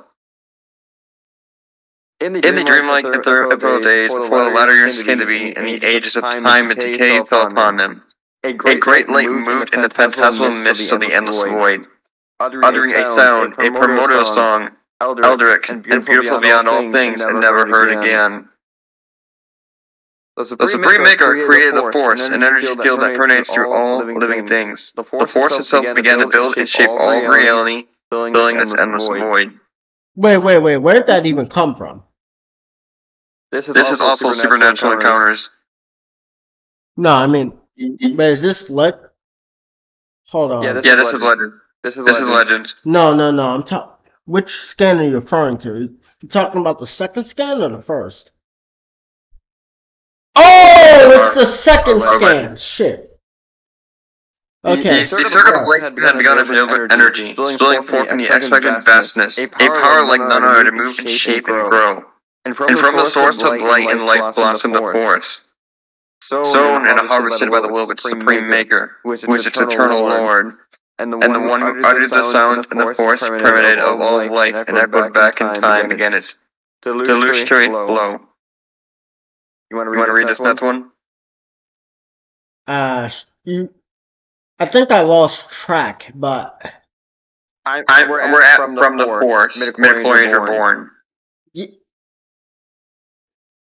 No, you read the second scan, but like you read the top and bottom first before reading the middle. That's when I got lost. Oh, okay. You want me to read that again? Okay. No. Don't read it again. I just want people to know that this is the scan that we're looking at right now is the one that you were referring to. Yeah. Yep. You are looking at my live. You are looking at my live, right? Yeah. Okay. Now let's look at from the force midichlorians were born.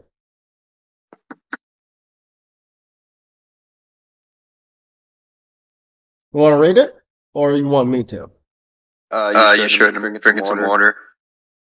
All right, good. From the force midichlorians were born, and a second and third sound rang forth, also vanished for all time, even more sublime than the first, intermingling with it, causing the world beneath the jeweled dome to ripen, awakening all manner of strange matter to life with the sounds, sweeter than even before, but also never heard again, and so that all life would always have a connection to its maker and each other. The emissaries were brought about microscopic and teeming midichlorians, and into every living thing they found purchase, there to reside and ever wait the voice of their maker. The maker then created the luminous ones, the celestials. The luminous ones were as yet incomplete for the maker, had an endowment to bestow upon them, a gift inestimable worth.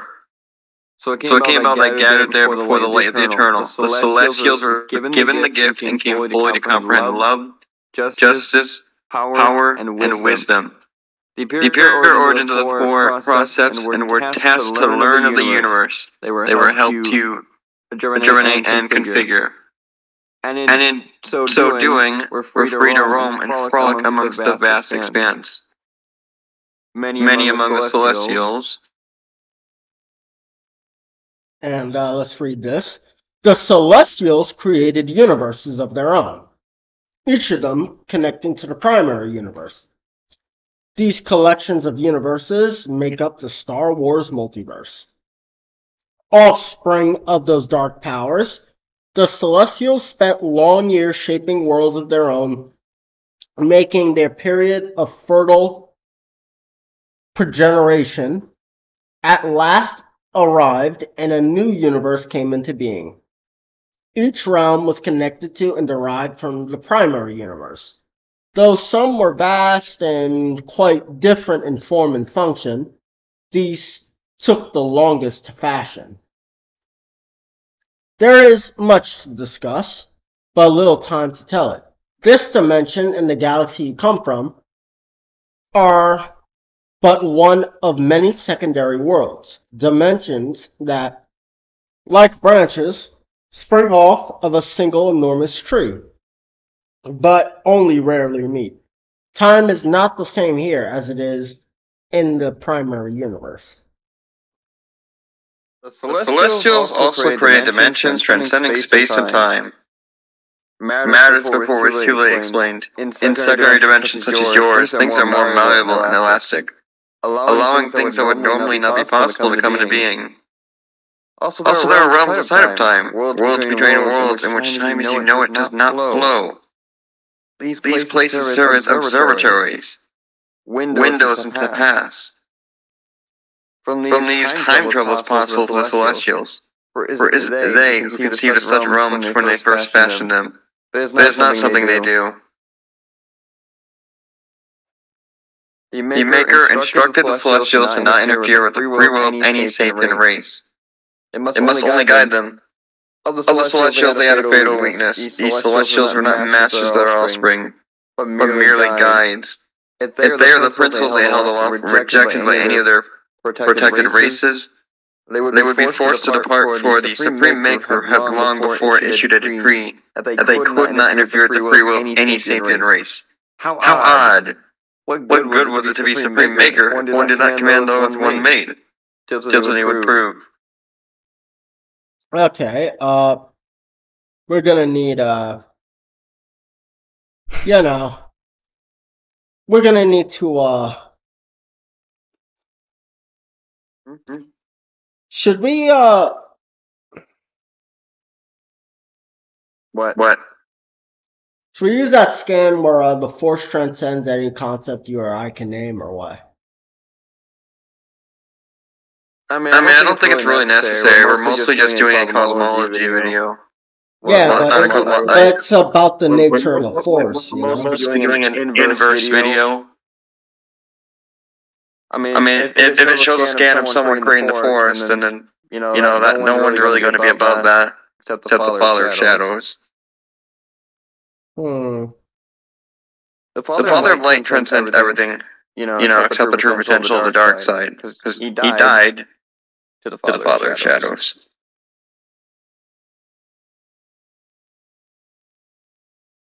It's a bit out of order. The second scan should have been first. Hi Joe, is the Force transcendent to all L sets, large cardinals, and Berkeley radiant cardinals? Basically, is the Force transcendent to all mathematics? Wow, deep questions. In all this cardinal material, it's a bit Greek to me. But the short answer is that the central source of the Force, was known as the Father of Lights, is transcendent to all L states and mathematics. The Force transcends cardinals, making it immeasurably larger than boundless legends. Hey Joe, I have a question. Darkrai, one of my friends showed me a pic of you saying the Force is beyond all mathematics. Does this include the concept of Force being beyond Reinhardt/Berkeley cardinals, which is beyond ZFC, and all larger cardinals, which essentially set theory itself? If so, that's really cool. Can't wait to see supernatural encounters in its entirety. This concept of the Force transcending all forms of mathematics would be amazing if mentioned in the book. This is exactly how I always view the Force.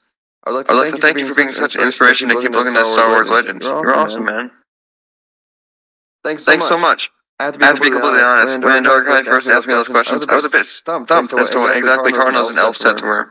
But from what I can understand, and extrapolating from how SE just fits the source of the Force, I feel confident in that answer. So while it won't be explicit, it is implicit. Hope that helps. What the fuck? Oh, nah, yeah. That's not even... Immeasurable layers in the balance? Forget that shit. That's above that. Yeah, that's not even giving it enough credit. Wait, is this... What's his Discord? I might ask something. I would have to ask a friend of mine. I don't want to... obviously, I don't want to harass him or anything. I get it. I know you won't. No. I'll just ask simple questions. Although I do feel like the people who asked Joe, what's his full name? I have no idea. Shit. I feel like they should have explained it in simpler terms to They probably should have. Yeah, because he did give a good answer that supports their scale, but there could have been more. They could have done something more to get it higher. But anyway. It's very much implied that the events of Supernatural Encounter Preset 4 takes place just before the events of Episode 3 Revenge of the Sith. They've been responsible for some of the most dazzling and awe-inspiring visuals ever put to film. Now the concept artists found the Star Wars prequel are bringing their considerable talents to comics. Just in time for Star Wars Episode 3. The widely gifted mind of the Lucasfilm art department and visual effects powerhouse, Industrial Light and Magic, come together to tell their own Star Wars tales in this compilation of short stories. Given free reign to explore any and every aspect of the Star Wars universe. Each artist offers a new twist or a deeper view into that galaxy far, far away. Nowhere else will you find a more pure or more different look at George's enduring creation than through the eyes of the Star Wars visionaries. Source: M. Zachary Sherman. Yes, this means I.H. Anakin and I.H. Tyrannus, let alone Zanakin, / part of the universe, are already more powerful than gods, that are more powerful than gods, the ones. You want to read the next one? Okay. Post I.H. Anakin. Anakin grew vastly in power after he killed Tyrannus. Star Wars. Toward the end of the Clone Wars, Anakin was reunited with his former Padawan when Ahsoka Tano came to ask for the Republic's help in the siege of Mandalore. As usual, Anakin supported Ahsoka in her decision to help Bo-Katan defeat Maul. Limited in the help he could provide as Coruscant, or Coruscant? Coruscant? I think it probably depends on the language, how it's said. What's going on? Okay. Bye. Yeah, my older brother just reminded me of something. Let me just... Now let me just read this first. Limited in the help he could provide as Coruscant came under attack and Chancellor Palpatine was endangered, Anakin returned Ahsoka's lightsabers and sent Captain Rex along with several other clones from the 501st Legion to assist her. The Clone Wars continued, and Anakin became a hero and grew vastly in power. Upon returning to Coruscant from a daring rescue of the Supreme Chancellor, the Jedi Knight found that Senator Padme Amidala, his secret wife, was pregnant. Shortly thereafter, he began suffering visions that she would die in childbirth. Anakin was determined to prevent his dreams from coming true as they had with his mother. At the same time, the Jedi and Supreme Chancellor... The realization during the fight with the Dooku, which turns the fight from a relatively even match to a stomp, is essentially a permanent increase for Anakin from this point. Source: Official Star Wars, Annual 2014. Want to read that? I'm gonna read the bottom bit. The top bit doesn't really say anything important. Anakin's a hero throughout the galaxy. Thanks to his amazing exploits on the front lines of the Clone Wars, he's carried out daring rescues, defended entire planets, and faced many dangerous enemies. The Force is stronger than ever with him. However, the qualities that made him a hero are also the qualities that worry the Jedi Council. He is headstrong, passionate, and impulsive. Although it goes against the Jedi Code, Anakin has married Padme Amidala in secret. He is also a good friend to Supreme Chancellor Palpatine, while the other Jedi keep their distance. Anakin is motivated by love, but sometimes his actions have unexpected consequences, especially when he fails to control his temper. Many Jedi believe that he is the chosen one destined to bring balance to the Force, but not even Master Yoda can foresee how this might happen.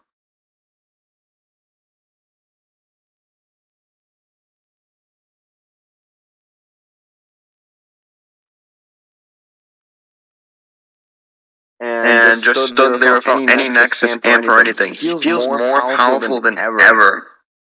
He'd had dreamed of capturing Grievous ever since the Mentalist, and now that General was close. So close, Anakin could practically smell him. And Anakin had never felt so powerful. The Force within him today is in ways more potent than he'd ever experienced. Source: the Revenge Sith novel. And love stronger than ever. Love, as we know, being the strongest emotions, and emotions being Force energies. Anakin wouldn't hear them, of course, but perhaps he would feel the love behind them. The love that was stronger and deeper now than it had ever been. Source: Revenge Sith Junior novelization. The junior novelization? Yep. Wait, this is a junior novelization? What does that mean? No. The junior novelization just like has slight differences from the Stover novel. Why would they? Because they don't want to copy and paste. That's why. Okay, works for me. Anakin Skywalker overpowers the will of the Force and does what it describes as impossible by landing the invisible hand. That source is the Revenge of the Sith Stover novelization. Anakin being the chosen one has his advantages. Here it is made abundant that Anakin, being Anakin, and possessing his gifts, being the chosen one, combined with his command of the Force, essentially grants him boundless power. To him, essentially being Force incarnate is enough to make any impossibility a possibility simply by force of will. He doesn't believe in impossible, therefore impossibility is an impossibility for him, and the will of the Force is simply overruled by Anakin the gifts he possesses. This is quite possibly the best showing in the mythos is only supported when Dooku's death is a predetermined fact. Given an infinite number of chances, Dooku would not be able to defeat Anakin. He's already dead as soon as Anakin gets into this head. Yep, Dooku is going down. You can play the clip right there, and that'll do that. This is, put simply, impossible. It can't be done. He's going to do it anyway. Because he is Anakin Skywalker, and he doesn't believe in impossible. He extends his hands, and for one long moment, he merely strokes controls, feeling their shape under his fingers, listening to the shivers his soft touch brings to each remaining control surface of the disintegrating ship, allowing the resonances to join inside his head until they resolve into harmony, like a Faroan joy harp virtuoso, checking the tuning of his instrument. And at the same time, he draws power from the Force. He gathers perception and luck, and sucks into himself the instinctive, pre-conscious what will happen in the next 10 seconds intuition that has always been the core of his talent. Another happy landing.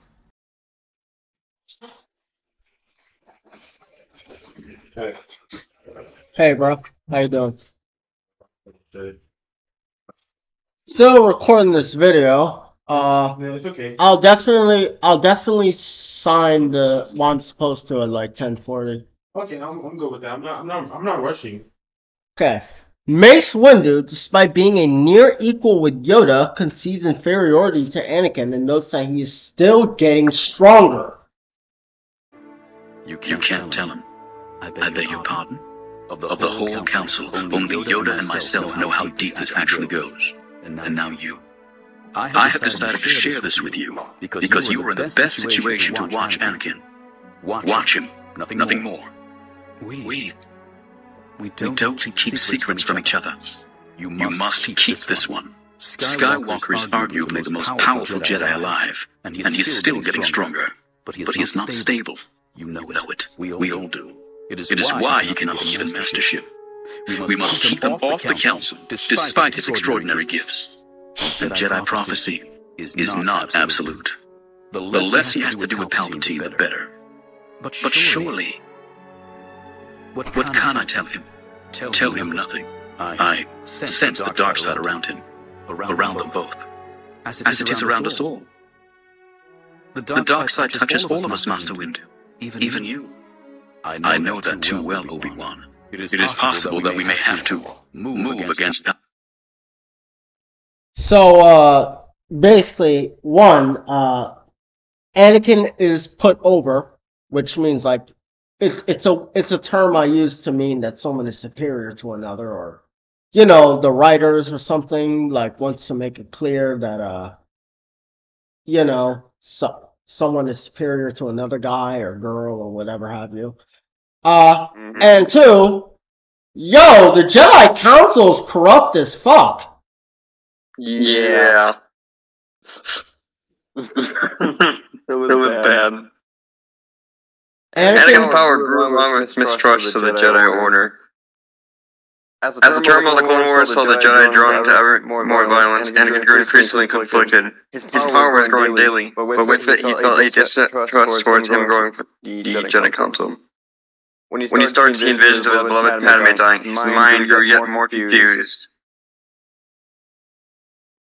Nah, you don't need to read the other part. It's kind of cropped there. Like, Yeah.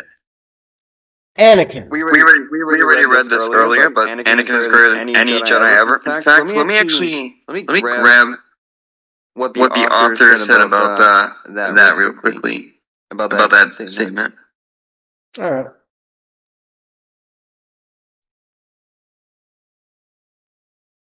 Where is it?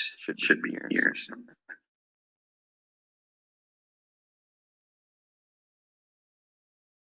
Aha, here it is.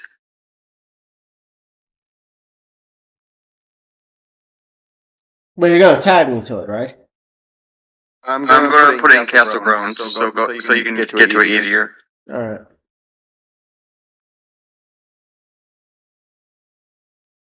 Alright, it's loading.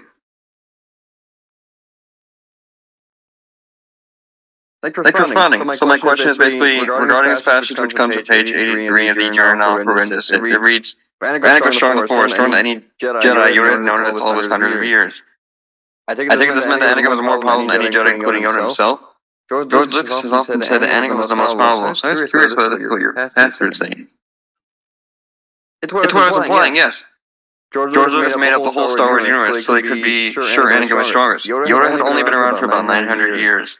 And he was too cautious to think any of the he's the strongest Jedi ever.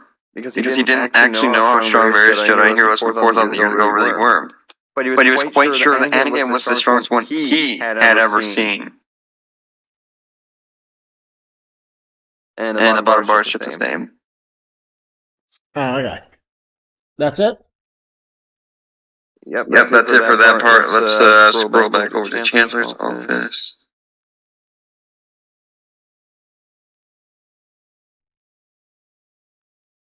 Anakin quickly defeats Mace Windu in one of the worst mental states of his life. He did this much faster and with much more ease than Sidious ever could. Let's just watch it. I don't think I need to boost up the speakers. It has like subtitles and stuff, so. Fewer abandoned parts.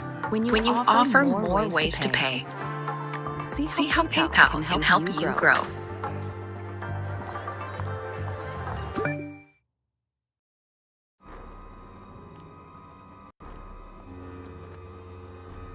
I am going to end this once and for all. You can't. He must stand trial. I need him.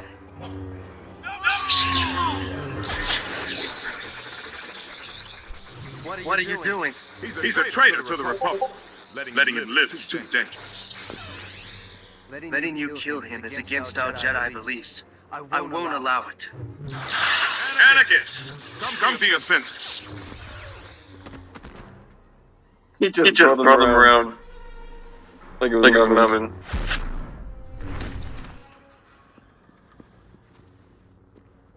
So be it. This has gone far enough, Anakin. Don't make me laugh. The council must be told about this. You cannot make this decision on your own.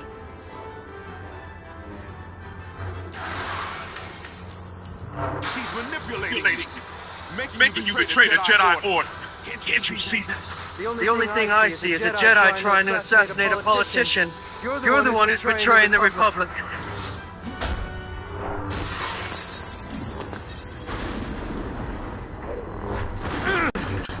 I don't take orders from you. You crossed the line.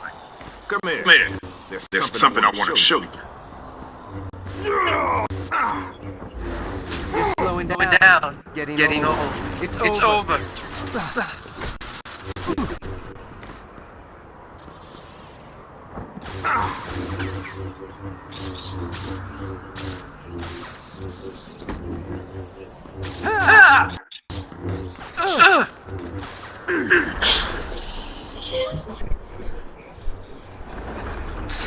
tainted by the dark side. No! And you have failed the Jedi Order. No!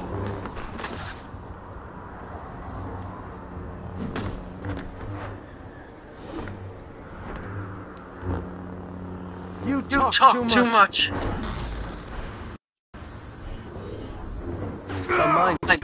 become an abomination to the Force. Your rage will destroy you. That line's so good.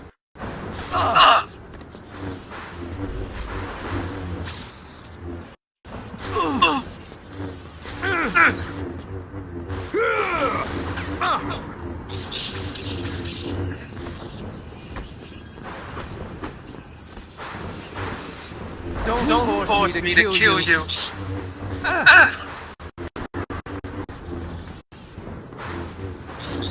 I thought you knew better than this. Get off guard and here, watch.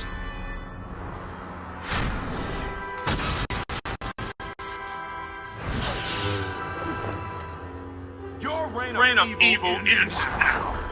No, it's your treachery that's finished. Your plot is finished. How dare you try to assassinate the Chancellor? Enough! This ends now! Don't let the Sith control you, Anakin! He's the one you should be fighting, not me!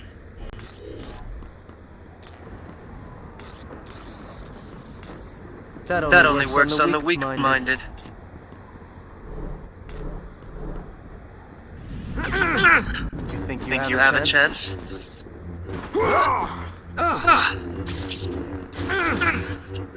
If we don't stop the Sith, we'll destroy the Jedi.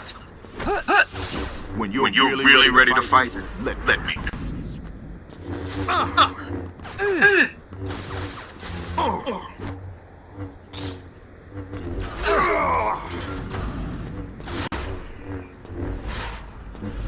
I told you I was the best. This ends now.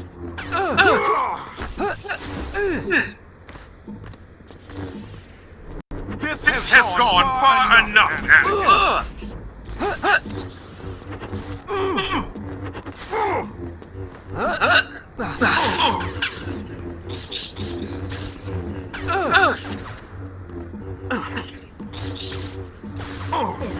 Feel the dark side's power.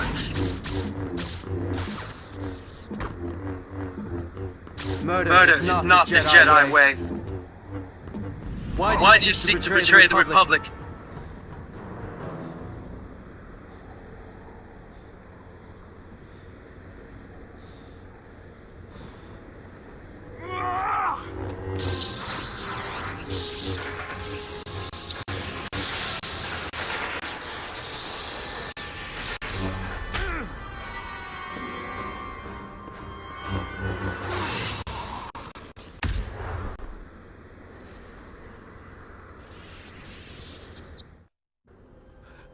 What have we done?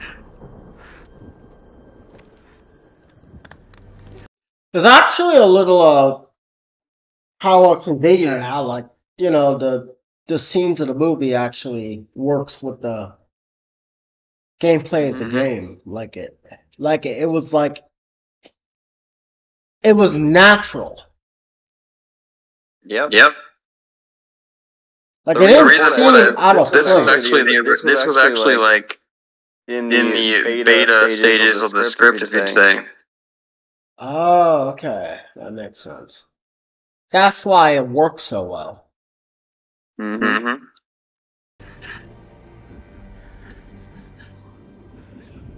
You're fulfilling your destiny, Anakin.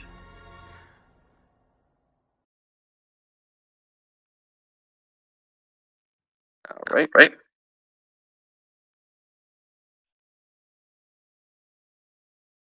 You know, I just thought about something. It didn't necessarily say that Anakin the Chosen One, would save the Jedi. It simply meant that he would bring balance to the Force. It didn't. What did they think was going to necessarily happen when when there was like hundreds of Jedi and like 2 to 4 Sith? What did they think was going to happen? For real. Seemed a little dumb. They should have approached it differently. But that's the Jedi for you. They're blinded by the Senate. They follow the Senate and not the people in the galaxy. Kind of funny. The original set of Jedi would have probably laughed at the Jedi that was like in the Clone Wars. Oh, 100%. Anyway, for further context of this fight, this is Anakin moments before he's fighting Mace. I won't let you die, Padme. I won't. And just to go in more depth on the fight real quickly, Anakin casually tosses Master of the Order Mace Windu, both physically, with the Force. Kicks him and sends him flying. Yep. He then lands 3 swift slashes across Mace's chest, putting him down.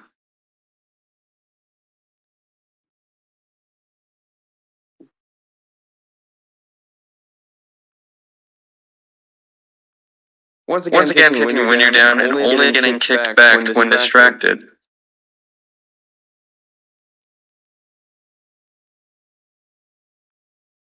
Overpowering and dominating Mace effortlessly.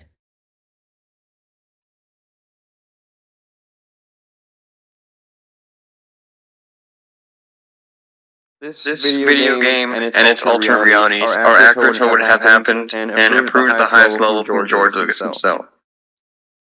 Working closely with famed Star Wars stunt coordinator Nick Gillard, the development team has created the most authentic lightsaber combat ever, with choreography taken directly from the films as well as many new stunts created exclusively for the game under the auspices of Gillard.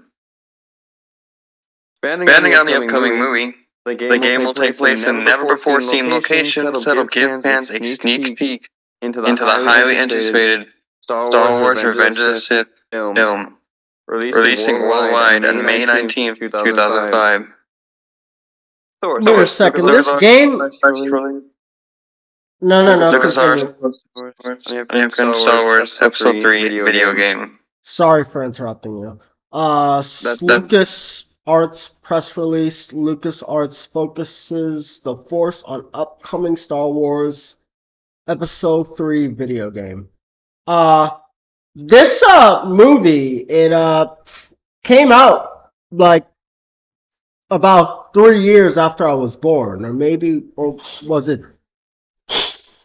Or would you consider it technically 2? I was born on the 31st, after all. The game came out before the movie. That's why there's a lot of differences.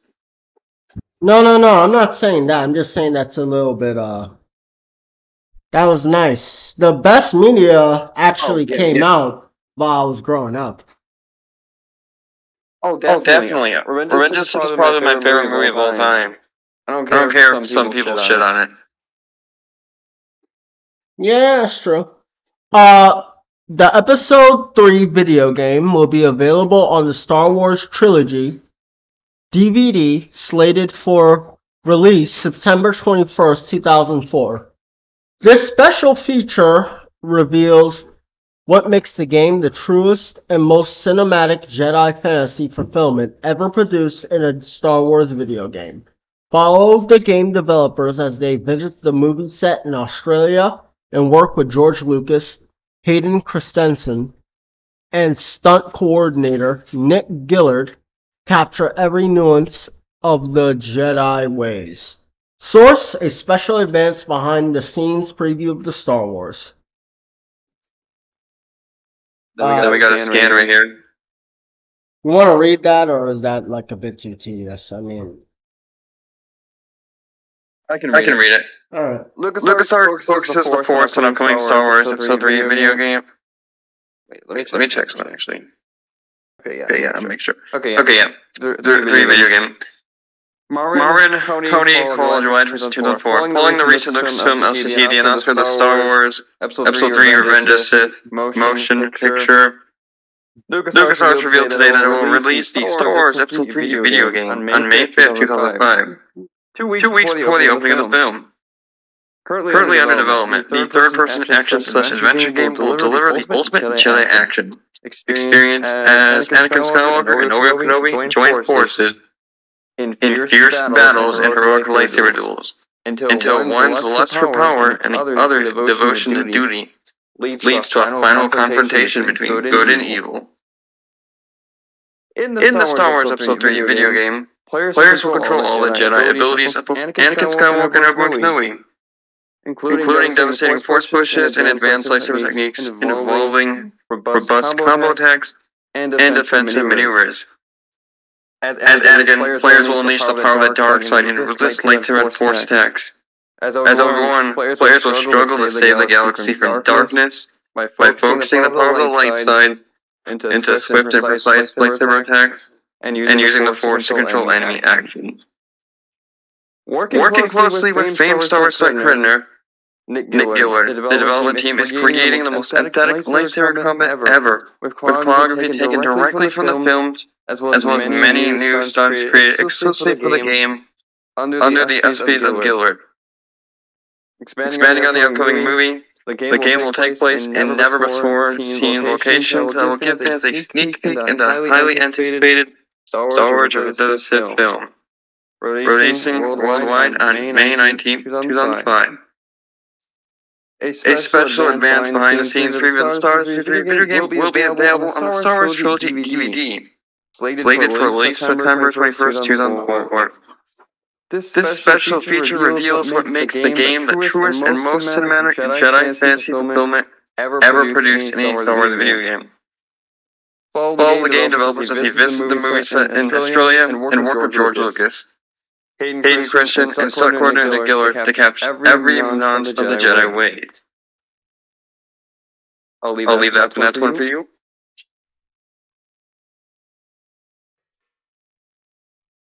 Wait, you're telling me to read it or what? Yeah, I'll leave that one for you.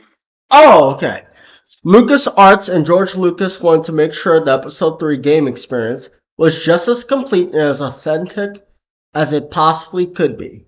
So we've been working with George since the beginning.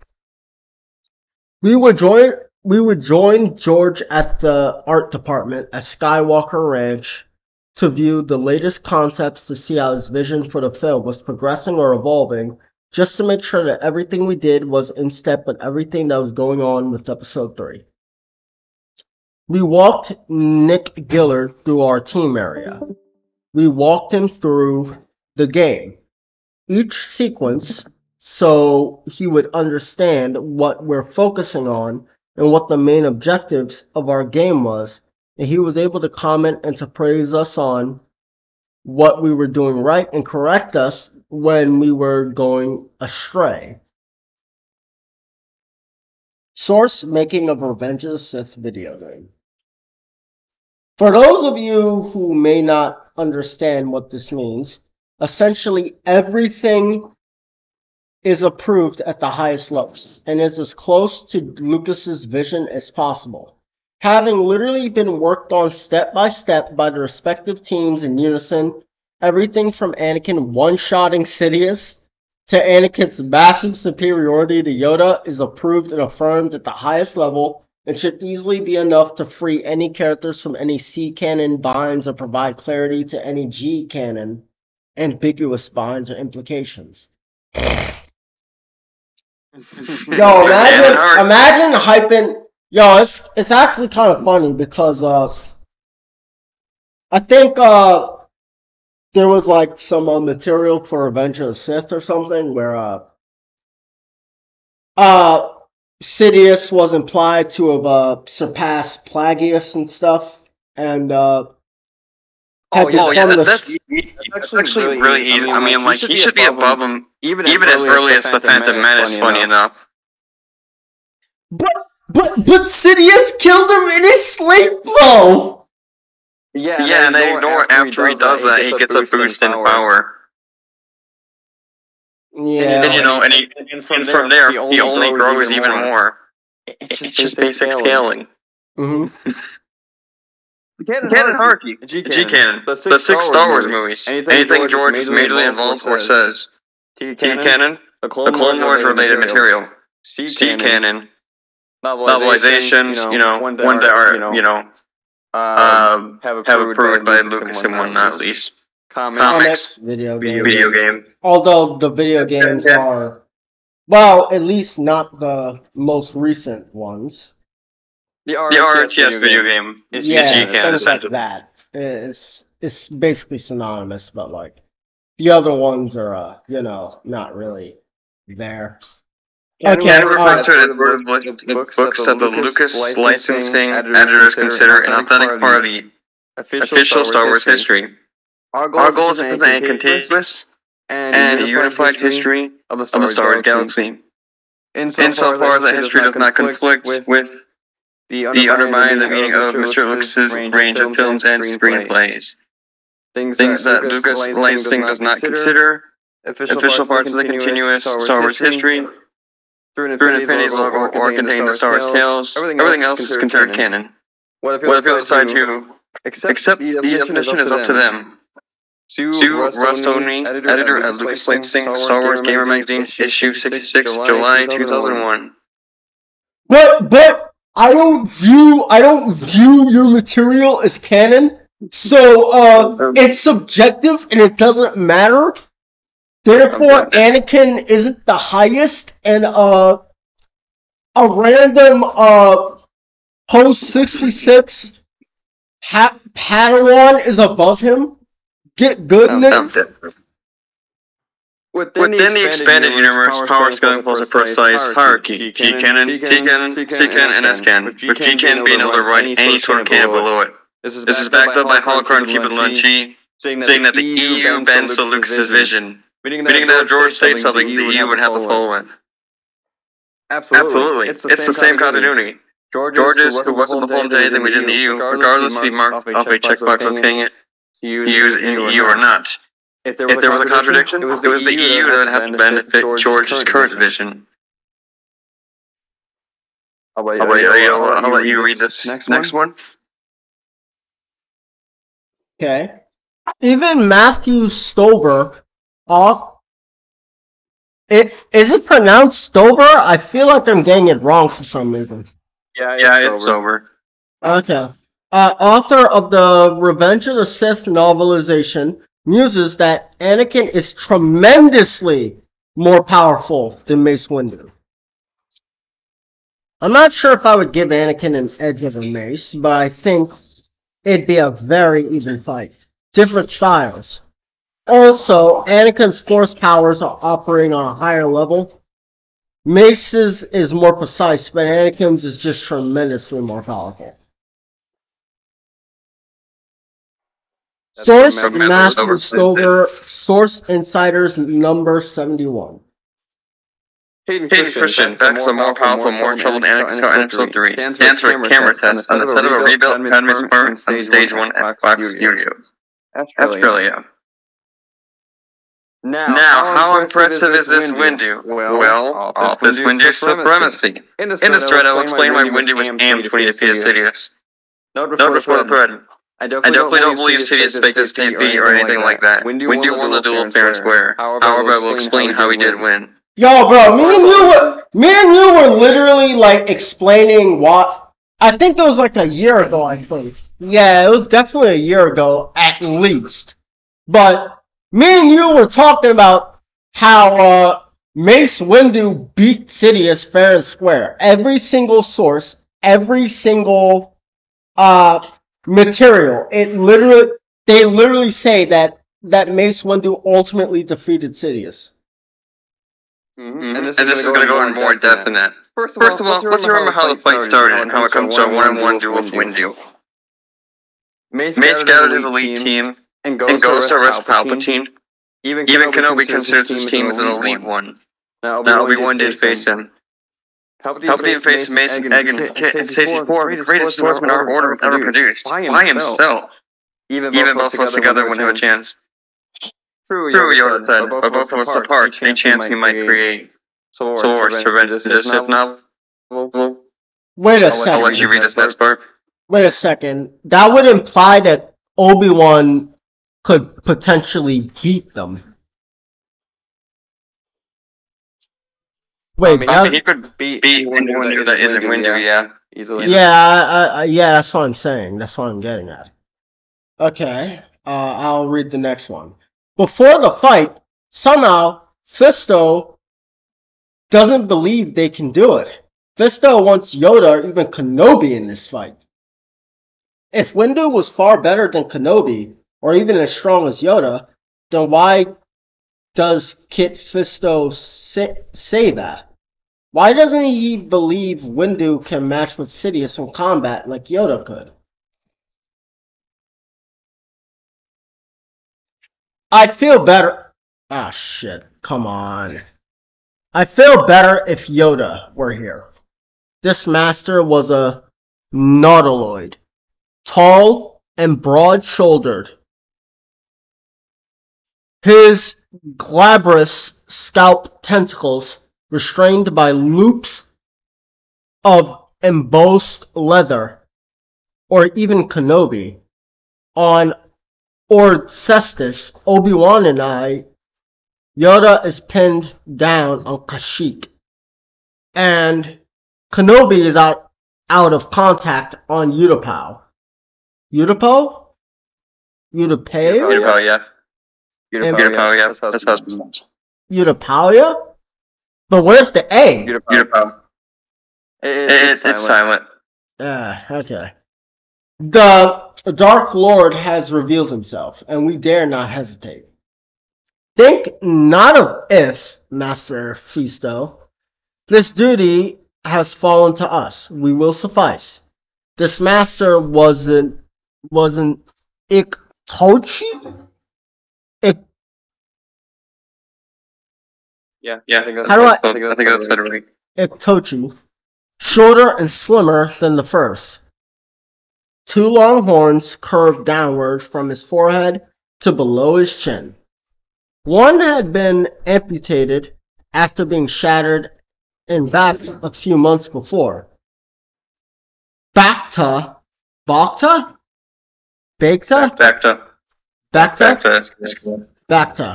had accelerated its regrowth, and the once maimed horn was now a match to the other.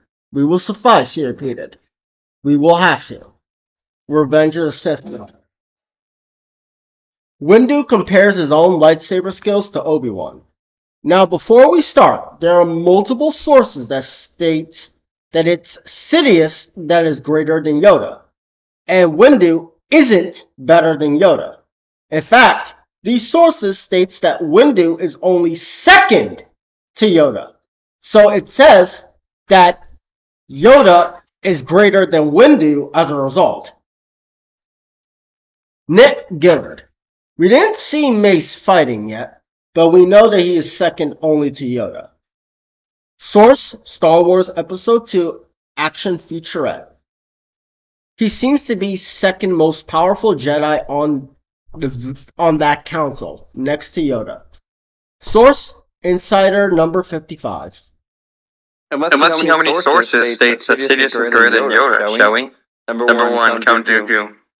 Do you really believe there is any power in the galaxy that can stand against my Lord Sidious? 10,000 Jedi Knights will try this, and all will fail. Source, Son of Dathomir, 03, 2014. Holy Number 2, the Star Wars Encyclopedia. The two engage in a spectacular duel, a contest between the most powerful protectors of the Force late and dark side. The Emperor proved too powerful to defeat, although Yoda held his own for much of the duel. In the end, the Sith bested him. He realized that continuing to directly confront Palpatine would mean failure. Defeated, Yoda slunk away into the shadows of the Senate Chamber's canvas depths, leaving into a waiting getaway speeder piloted by Bail Organa. Source, the complete Star Wars Encyclopedia. Held his own. Held his own. Don't get me wrong, but when I watched that duel, I I never got the idea that Yoda was on Sidious's level. It was more like Sidious was goading him on and toying with him.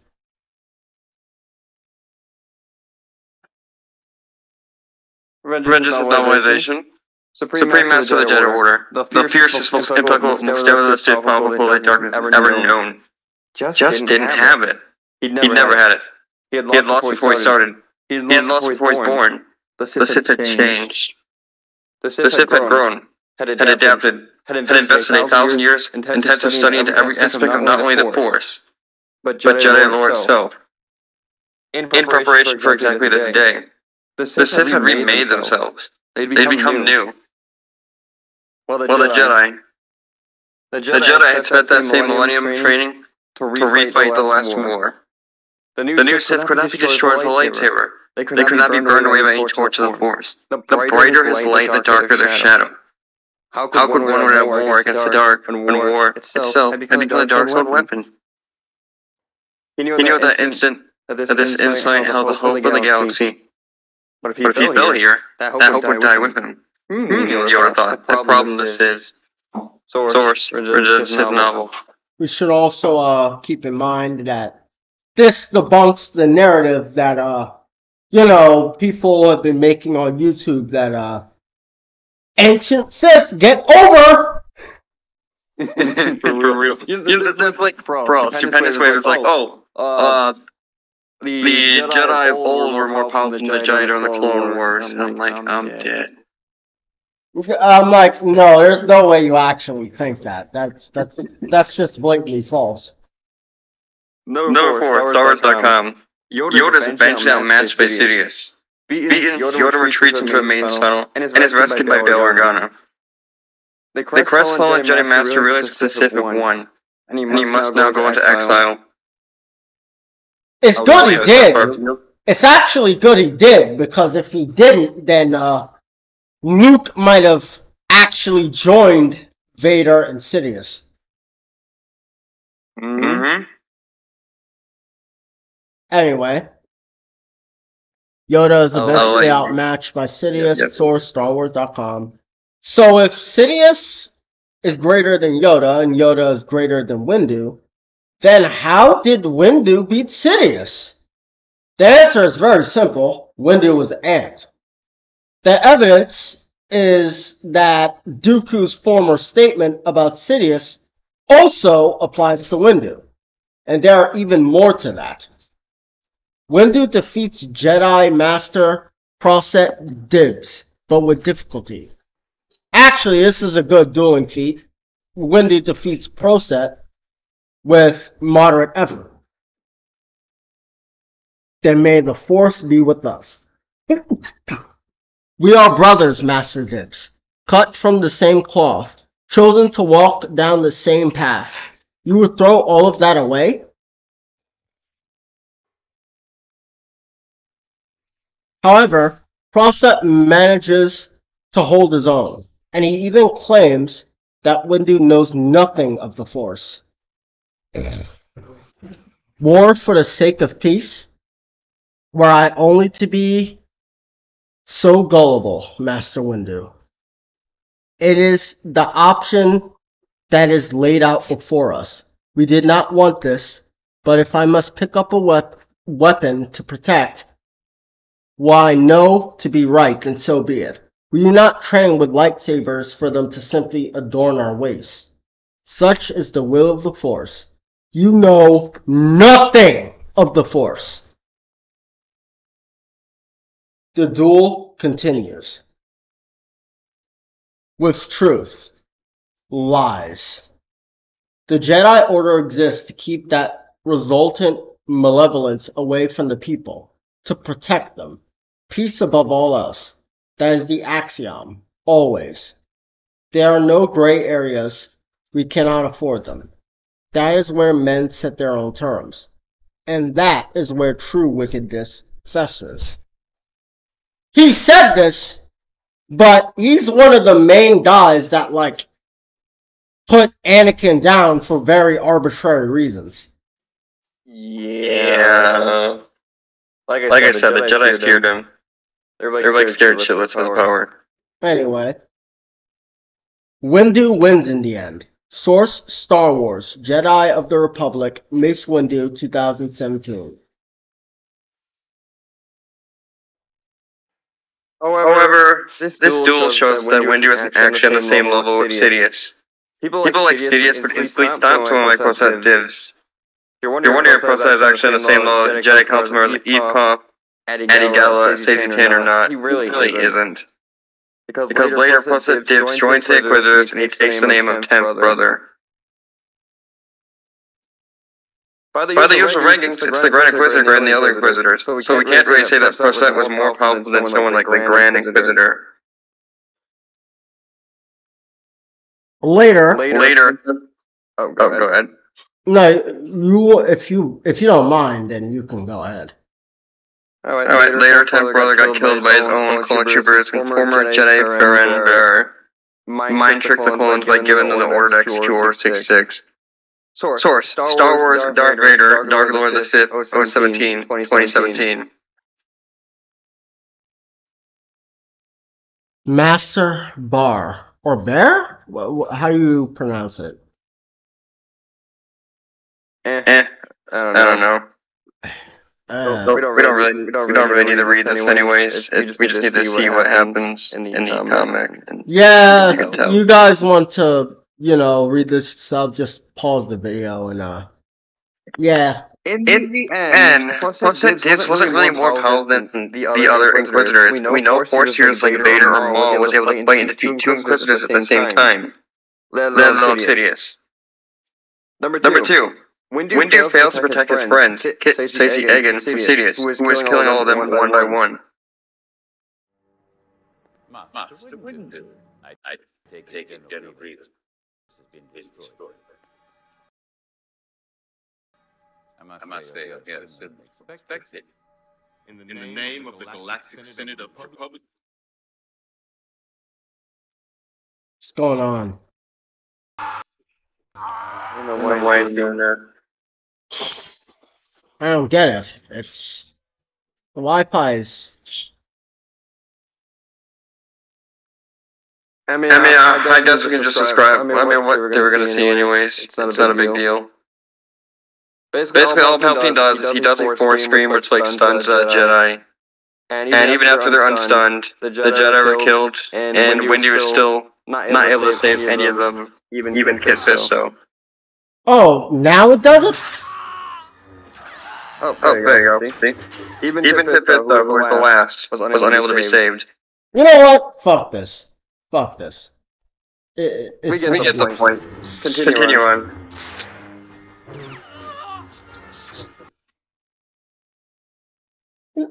Continue on. Okay. Now imagine, if Yoda was able to protect Anakin from Sidious in the Force vision when they dueled, why did Windu fail to do the same?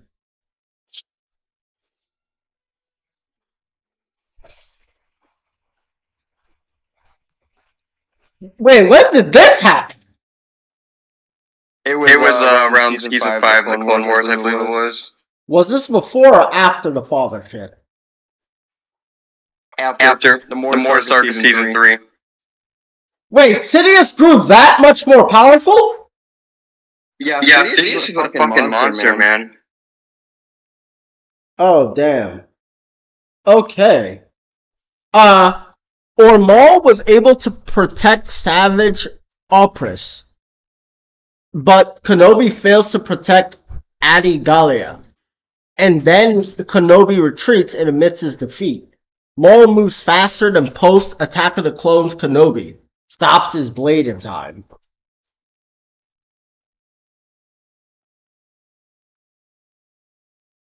Kenobi was unable to protect Adi Gallia. And Hondo states that Kenobi isn't as strong as Maul. Hondo says, where is the other Jedi? Kenobi. She's dead. Hondo, there's too powerful for even you. I am about speechless. Source: The Clone Wars, Season 5, Episode 1.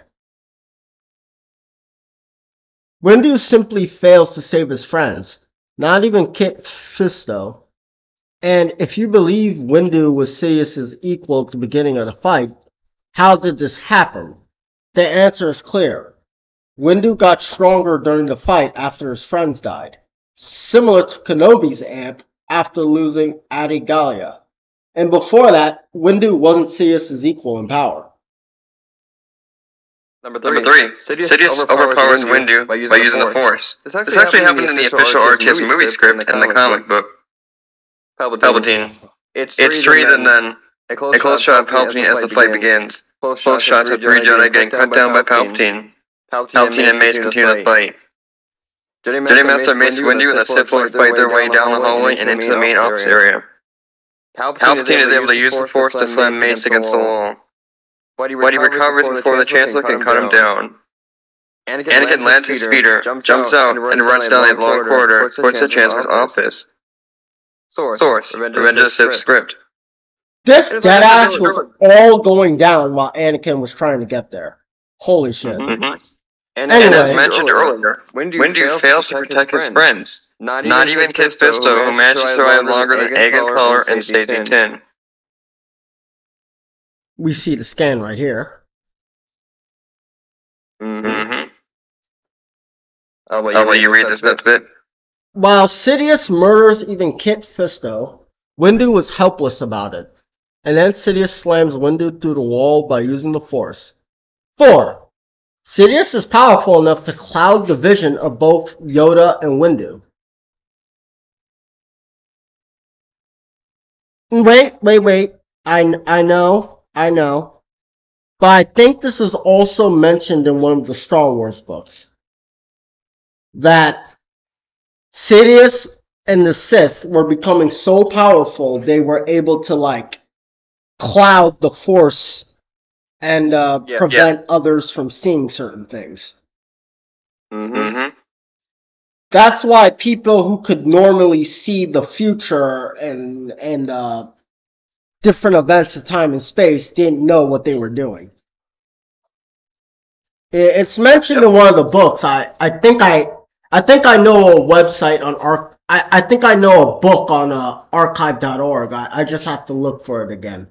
But I'll send it to you later if I have it. Yeah, that's fine. Okay, let's continue. Sidious is powerful enough to cloud the vision of both Yoda and Windu. Maul did this to the Phantom Menace Kenobi before. The Sith Lord seemed to cloud Obi-Wan's use of the Force, making it hard to sense his opponent's moves and counter them in time. Source: Star Wars Episode 1, The Phantom Menace novel. However, Sidious does this on a far larger scale. The Jedi Master rubbed a hand over his forehead and looked to Yoda, who sat with his eyes closed, probably contemplating the same riddles as he was. Mace knew, and equally troubled, if not more so. Blind we are. If the development of this clone army we could not see. Yoda remarked, I think it is time to inform the Senate that our ability to use the Force has diminished. Only the Dark Lords of the Sith know of our weakness, Yoda replied. If inform the Senate, multiply our adversaries we will. For the 2 Jedi Masters, this surprising development was troubling on several different levels. Source: Attack of the Clones novel. Sidious was responsible for clouding their vision. That hit over as profoundly as any electric bolt holding ever could. No, it's not possible. It's my world, needing a denial. He alone among the living Jedi had battled a Sith Lord, and that contest had cost his beloved Master Qui-Gon his life. The Jedi would be aware of it. The dark side of the Force has clouded their vision, my friend, Dooku calmly explained. Hundreds of senators are now under the influence of a Sith Lord called Darth Sidious. I don't believe you, Obi-Wan said flatly. He only wished he held that truth as solidly as he had just proclaimed. Source: Attack of the Clones novel. Bro, so like one of your original members just told your ass that there's like hundreds of senators and they are under the influence of a Sith Lord. And he said, "No, bro, I don't believe you." The same shit that got Qui-Gon killed. Even Yoda didn't believe him. He's like at the end of the movie, Yoda says like, Dooku's like telling lies now or some shit. Like that's what he does now because he's a Sith Lord. That's fucking dumb. That's fucking dumb. I'll let you read the next bit. Like we got a clue to how like the mindset of an actual Sith works through Sidious. It's not telling lies. It's telling the truth and other people taking it the wrong way. Mm-hmm. Anyway. Continue. 5. Nick Gillard states that only Yoda and Sidious are tier 9. Windu is tier 8 and only bordering to tier 9. Gillard. In the Jedi levels of lightsaber fighting, Obi-Wan and Nate, while Anakin, Yoda, and Sidious are 9s. And somebody like Kit Fisto is 7. I did take it to 8 and 9, but not many people know that. 8 and 9 is cheat. Obi-Wan has gone up one level from episode 1 to episode 3, but it's a huge jump from one level to another, so Obi-Wan is an 8. Yoda is a 9. Mace is a 8, bordering on a 9. Dooku and Maul are 8. But there's a huge difference inside the numbers themselves. It's not about how well they fight, it's about how well they learned. Source: Nick Gillard, the fighting scenes director of prequel trilogy Star Wars. Number 6, the director of the Clone Wars and the Rebels, Dave Filoni. Wait, I'm not sure if I'm pronouncing it incorrectly. That it is. You're saying correctly. It's Filoni. Dave Filoni states that no one can compete with Sidious. It's Sidious greater than Windu as well. Oh shoot. Sorry, DS. What? No, I've been signed it. Oh, you did? Yeah. Yeah, when I set up the Okay, good. Okay, never mind. What you doing? Oh no, go ahead. I'm sorry, but I found a means to like keep the pace of the video going without No, that's all I was worried about. I'm gonna continue working on it, okay? Okay. Anyway, Dave Filoni says, "Well, that was definitely one of our biggest challenges. Maul and Savage versus Sidious. Because we wanted to have an epic lightsaber fight, we hadn't really had a big one in a while. And I really thought this is our chance to show everyone why Sidious is the Sith Lord. Why no one can compete with this guy." There's a gap here, but there's a lot to read, so that's why it's put like that. At the end of the day, with Sidious, nobody was really going to be able to touch him. He had to be the strongest, most dangerous guy. Source: StarWars.com/news interview Dave Filoni on Star Wars The Clone Wars Season 5 Part 2. I will be saving this. Mm-hmm. The director states that Sidious is the strongest, and no one can compete with him. Number 7. Maul's apprentice was able to put a better fight in the Jedi Council, including Mace Windu. Dave Filoni. He survived. Apprentice put a better fight in the Jedi Council than Source. Star Wars The Clone Wars, Season 5, The Lost Future Ready. I'm gonna play the video just so everyone gets the full perspective. Yeah, but that's I do hope that it works better than how it originally did. Yeah. So getting taken out by Sid is pretty good. Ranks up there. He puts up a better fight. You know, than Jedi Council did. I'll say that much for him. Well, when do you watch his friends die one by one? Fisto, Color, Tintin. Maul's apprentice puts up a better fight. And unlike Windu, Maul was able to keep his apprentice in the fight longer than Windu. Fisto and the rest in the fight against Sidious. Number 8. Maul wasn't afraid to take on both Mace Windu and Aayla Secura at the same time. And Maul defeats Windu by using Sokan, using the environment to his advantage. Maul fights with Mace Windu and Aayla Secura at the same time, and the duel continues in off-panel fight. Star Wars Darth Maul said Dathomir number 3. There you go. Finally, a fair fight. I'll let you read that a bit. Alright. Maul can't treat Sidious like this. He says, finally, a fair fight against Windu. And he couldn't win the fight after kicking Aayla Secura by dodging an explosion that KO'd Windu, which is an excellent Sokan technique usage for Maul, and he defeats Windu with this technique.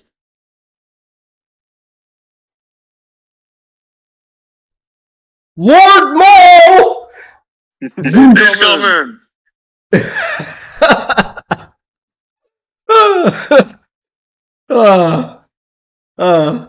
Okay. Maul was faster than Windu. Maul couldn't easily defeat Sidious like this, so it'd be harder than this. Wait, did Aayla die or something? I don't know if she did. I don't remember. Nah, she looks knocked the fuck out here. Anyway. Pre-IH Dooku and Windu were equals in the Force. Number 9, Pre-IH Dooku and Windu were equals in the Force. But I'm afraid you wouldn't understand. I'm master of the saber, and I know you've admired my own skills. It's unfortunate that you've always been held back by your lack of imagination. I'm assuming that this... Huh? Go ahead. I'm assuming this was before Sidious taught him the secrets of the Force? Or... No, this was during the Clone Wars. No, but he was still... Oh, if you mean like RTS, then probably, because he did learn more that, the more the war went. Okay. Both Dooku and Windu force pushed each other once. Source: Star Wars Adventures 010-2021.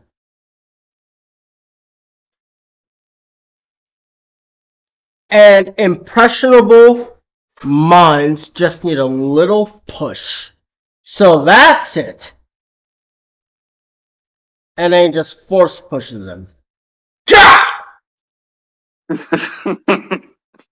the end, Windu wins the duel against Dooku, but Dooku manages to escape. Mace, I'm giving you one chance to surrender, Dooku. Lay down your lightsaber or I will take it from you. I'm sure you would. Star Wars Adventures 010-2021.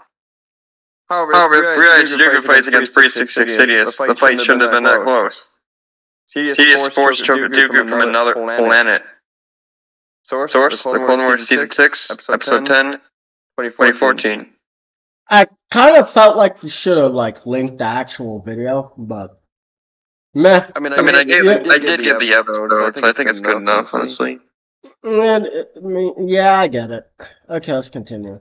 The fight between Sidious and Pre-IH Dooku wouldn't be close at all, as well as Dooku himself admits this. Dooku, do you really believe that there is any power in the galaxy that can stand against my lord? 10,000 Jedi Knights will try this, and all will fail. Source: Son of Dathomir 3, 2014. Now, for all of these reasons, even if it's slightly Sidious greater than Yoda, who is greater than Windu, he sits here perfectly fine. Matt Martin, an official from Lucasfilm, also confirms that Windu's focus against Sidious was circumstantial. Mace's focus against Sidious. As far as I understand, the circumstantial and emotional As far as I understand, the circumstantial and emotional situations are playing a huge part in duels, right? Like Obi-Wan's rage at the end of The Phantom Menace, or Luke's focus against Vader at Bespin, or Mace's focus against Sidious. Matt Martin, aka Missing Words, says definitely. There's always more to it than pure fighting prowess. Does spiritual growth, like Obi-Wan's in his exile, also improve a Jedi's ability to fight? Sure it could. But like I said, there are a lot of other variables. If you're asking if I think A and H Obi-Wan could beat Revenge of the Sith Obi-Wan in a fight, no, I'd bet on Revenge of the Sith. Let's get to the main reasons why Windu was amped against Sidious. Number one, Windu fought for the Republic, which is something he loved more than in life. Because Mace chose a secret attachment. Hypocrite, by the way. Yep. Mace secret love. Mace Windu loves the Republic. Sinking into a pod, Mace Windu fought for his life, more than his life. Each world blade was a strike in defense of democracy, of justice and peace, of the rights of ordinary beings to live their own lives their own ways. Who is fighting for the Republic that he loved.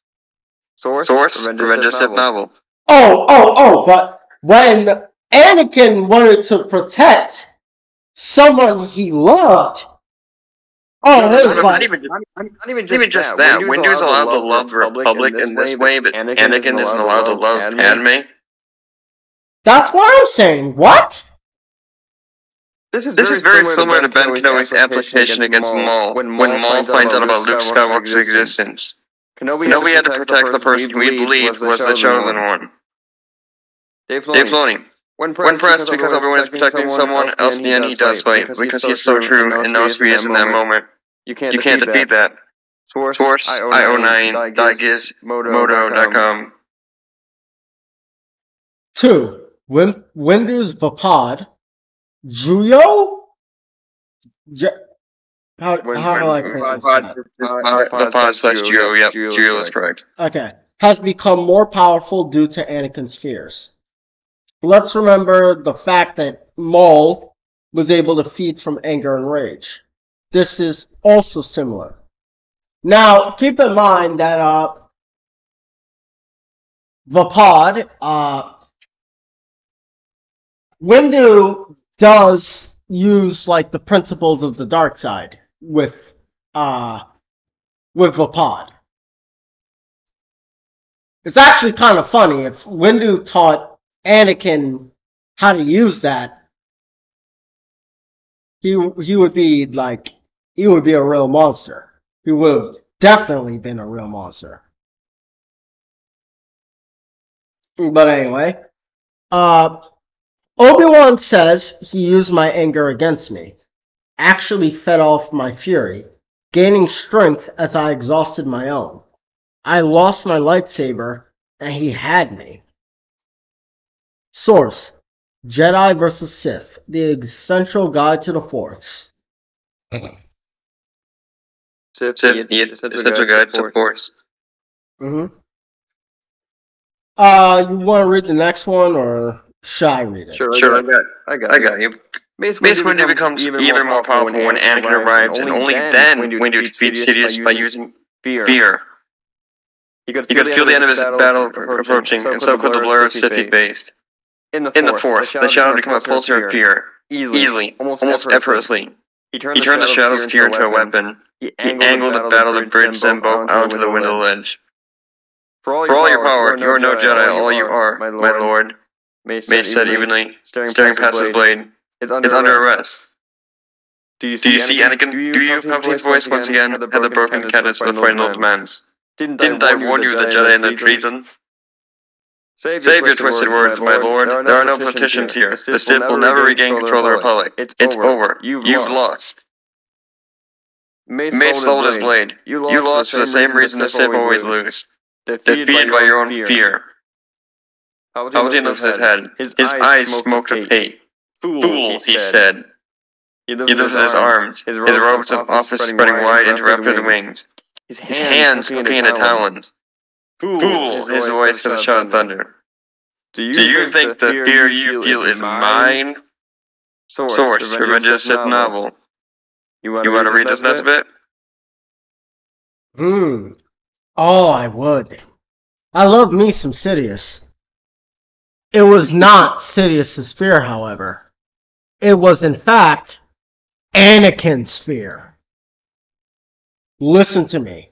You have to listen to me. Anakin sagged against him, shaking. Mace wrapped his arms around the young Jedi and guided him into the nearest chair. You can't. Please, Master Windu, give me your word. Promise me it'll be an arrest. Promise you're not going to hurt him. The tangled web of fault lines in the Force he had seen connecting Anakin to Obi-Wan and to Palpatine was no more. In their place was a single spider knot that sang with power enough to crack the planet. Anakin Skywalker no longer had Shatterpoints. He was a Shatterpoint. The Shatterpoint. Everything depended on him. Everything. Mace said slowly. With the same sort of deliberate care he would use in examining an unknown type of bomb that might have the power to destroy the universe itself. Anakin, look at me. Skywalker raised his head. Are you hurt? Do you need... Mace frowned. Anakin's eyes were raw and red, and his face looked swollen. For a long time, he didn't know if Anakin would answer. If he could answer, if he could even speak at all. The young Jedi seemed to be struggling with something inside himself, as though he fought desperately against the birth of a monster hatching within his chest. But in the Force, there was no seem to be. In the Force, Mace could feel the monster inside Anakin Skywalker. A real monster. Too real. One that was eating him alive from the inside out. Fear. This was the wound that Anakin had taken. This was the hurt that had him shaking and stammering and too weak to stand. Some black fear had hatched like fever wasps inside the young knight's brain, and it was killing him. Source: Revenge of the Sith novel. Hold on. Okay. This monster is referring to Darth Vader. It's obvious. They were foreshadowing this from the beginning. They foreshadowed it in the Clone Wars. Okay, Corrupt, you can do... Oh, in terms of more doubles, just like Gillard and Lucas says, Windu is between Kenobi / small level tier 8, and Dooku / Yoda / Sidious level tier 9 as well as Am. When he gets that Am, Dooku's level the Republic, and Anakin's tier, his pod gets even more and more powerful when he becomes a true tier 9, like Dooku, Sidious, and he surpasses Yoda. These two reasons, the love of the Republic and Anakin's fears, made Windu more powerful than ever against Sidious. Without these two factors, which made him far more powerful than usual, Windu wasn't equal or superior to Sidious. Okay, so is that the end, or? Yep, that's everything. Anakin dusted this Windu, this super powerful Windu that is more powerful than Yoda. Yep. I guess we should wrap this up then. So, you have any ending words for this? Okay, I'll say this. Anakin is the most powerful Jedi in terms of period. Like, it's not even just time period, it's like just in general. You have the novel saying any generation. You have the Jedi of this generation admitting they're inferior. And you have Anakin casually dusting a Windu who would dust Yoda. Enough said, really. Yep. And now you guys understand that the Sith, they get over, man, that's just the way it is. Anyway, shall we show that Fortnite scaling thing, or? I mean, if you want, we can show that real quickly. Let's see. We can put it in like it's a bonus. We could.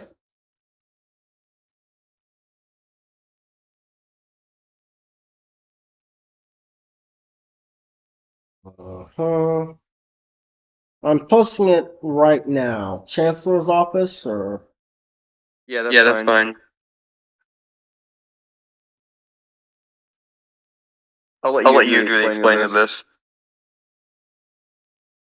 Okay. Now, Star Wars, the Force, is greater than Fortnite scale. So, 1. Fortnite x Star Wars. Anakin Skywalker, Padme, Amidala, Obi-Wan Kenobi, Clone Troopers, and Darth Maul, but make them Lego style. They're available right now in the item shop. This is important because of what comes next. Fortnite x Star Wars. In a galaxy bound by the Force, you'll find Rey, Zori Bliss, or try embracing the dark side with Kylo Ren and the Stormtrooper. All of them are in the shop in glorious Lego style. There's also this picture of Fortnite showing that there's cursed Fortnite pics, Fortnite memes, Fortnite secrets, more SGT winter memes, screenshots of all of my losses, screenshots of all of my wins, SGT winter memes 1, SGT winter memes 2, SGT winter memes 3. I don't know what was the significance of that, but anyway. This is important because Fortnite, the official Fortnite account says they're creating a new universe. Disney x Epic Games. This implies that Disney, that exists within Epic Games and therefore would exist in Fortnite, is bound by the Force. Next, Olympian legends, including Hades. Olympian legends, including Hades and the thunder god Zeus, now ruled the island in otherworldly rage. To make matters worse, they brought their powers and weapons with them. Used their mythological means against them in Chapter 5, Season 2, Myths and Mortals. I want people to know that this comes after the Dragon Ball statement with Goku and Co. having power unseen in Fortnite. The funny thing is that statement probably doesn't even refer to power. It's probably just referring to like how, no one else uses ki. Most likely. Then we get a statement of what the galaxy means. The galaxy in Fortnite is stated to contain worlds/universes that abide by its own set of rules. The official Fortnite. A galaxy is a container of worlds that abide by its own set of rules. Galaxies unknown leave opportunity for new rules.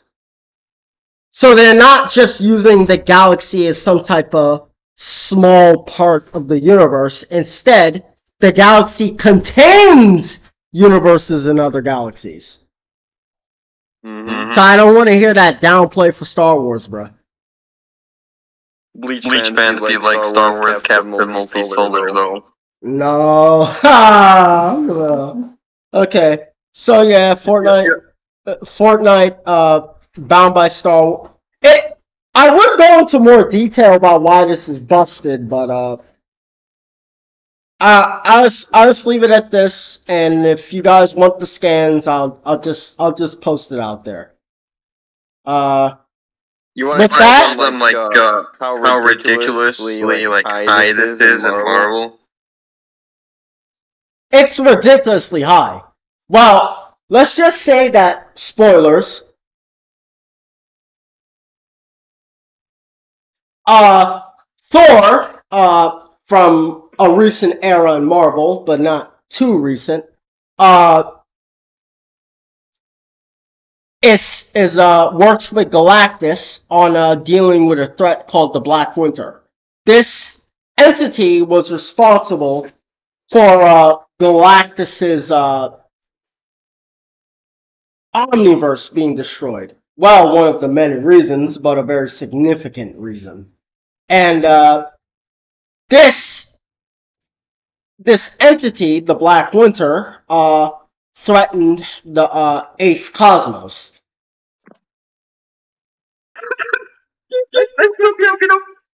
And one of the things that one of the candidates for power that Galactus sucked out to absorb was Fortnite's 0 Point. And that's inferior to the Force. Yeah, it's inferior to the Force, so... So that means that the Force is superior to the Black Winter, and... Holy shit. It's crazy. Yeah, so you get the idea. Yeah, Bleach isn't touching Star Wars, sorry. No, it's not. I don't know where people got that idea from. Anyway, wait, could you post that scan about the Force transcending any concept you or I can name, just so we have it? Yeah, I can grab that. Give me a sec. Won't take long. If I find it first, then you don't have to worry about it. But no, it's fine. I'll grab it. It won't take long. All right. I got it saved. Oh, nice.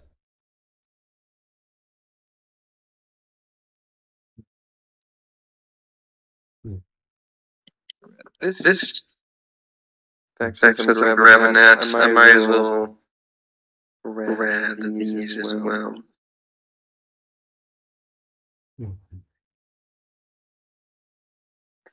But damn, yeah. Never thought Star Wars would be so fucking high. That's fucking high in Marvel. That's honestly ridiculous.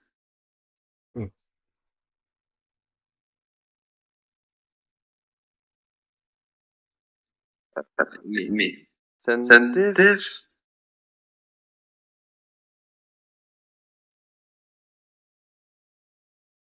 Okay, so first I'll show this.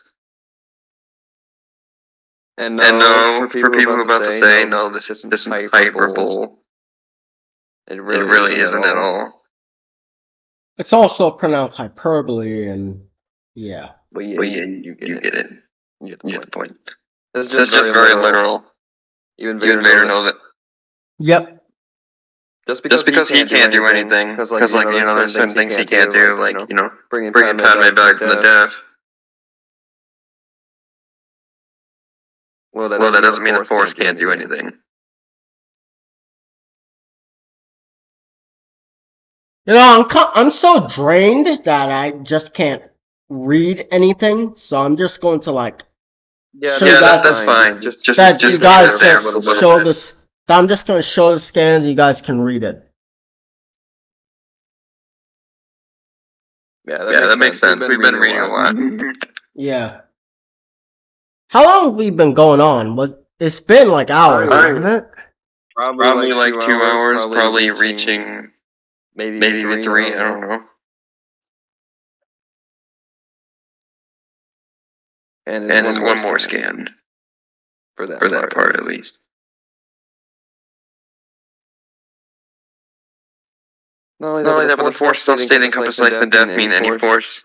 Be immortal at a certain connection to the force, and also state that the force encompasses luck. Which represents mathematics, meaning the force also encompasses mathematics as well. People think I've been bullshitting about this mathematics shit on Discord. It's not. It's a very consistent narrative for the force. Alright, let's wrap this up now. Hold on, there was something else. Oh?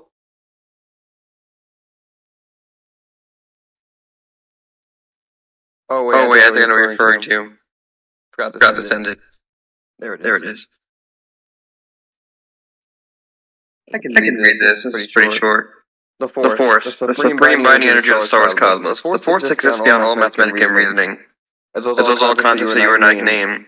Existing completely beyond explanation. It is no wonder that most people cannot accurately describe the force, as it's just a mere shadow of its true nature. It is all things, transcending itself so many times that it is impossible for even us, the wills, to accurately picture. Alright, there we go. Yep, that's it. So, guys, if you enjoyed the video, like and subscribe. I'll tag Percival's name to my video, and you should find him there. But just in case, I'll link his channel in the description, and you'll be able to see it through. And that'll be it. Bye. Bye.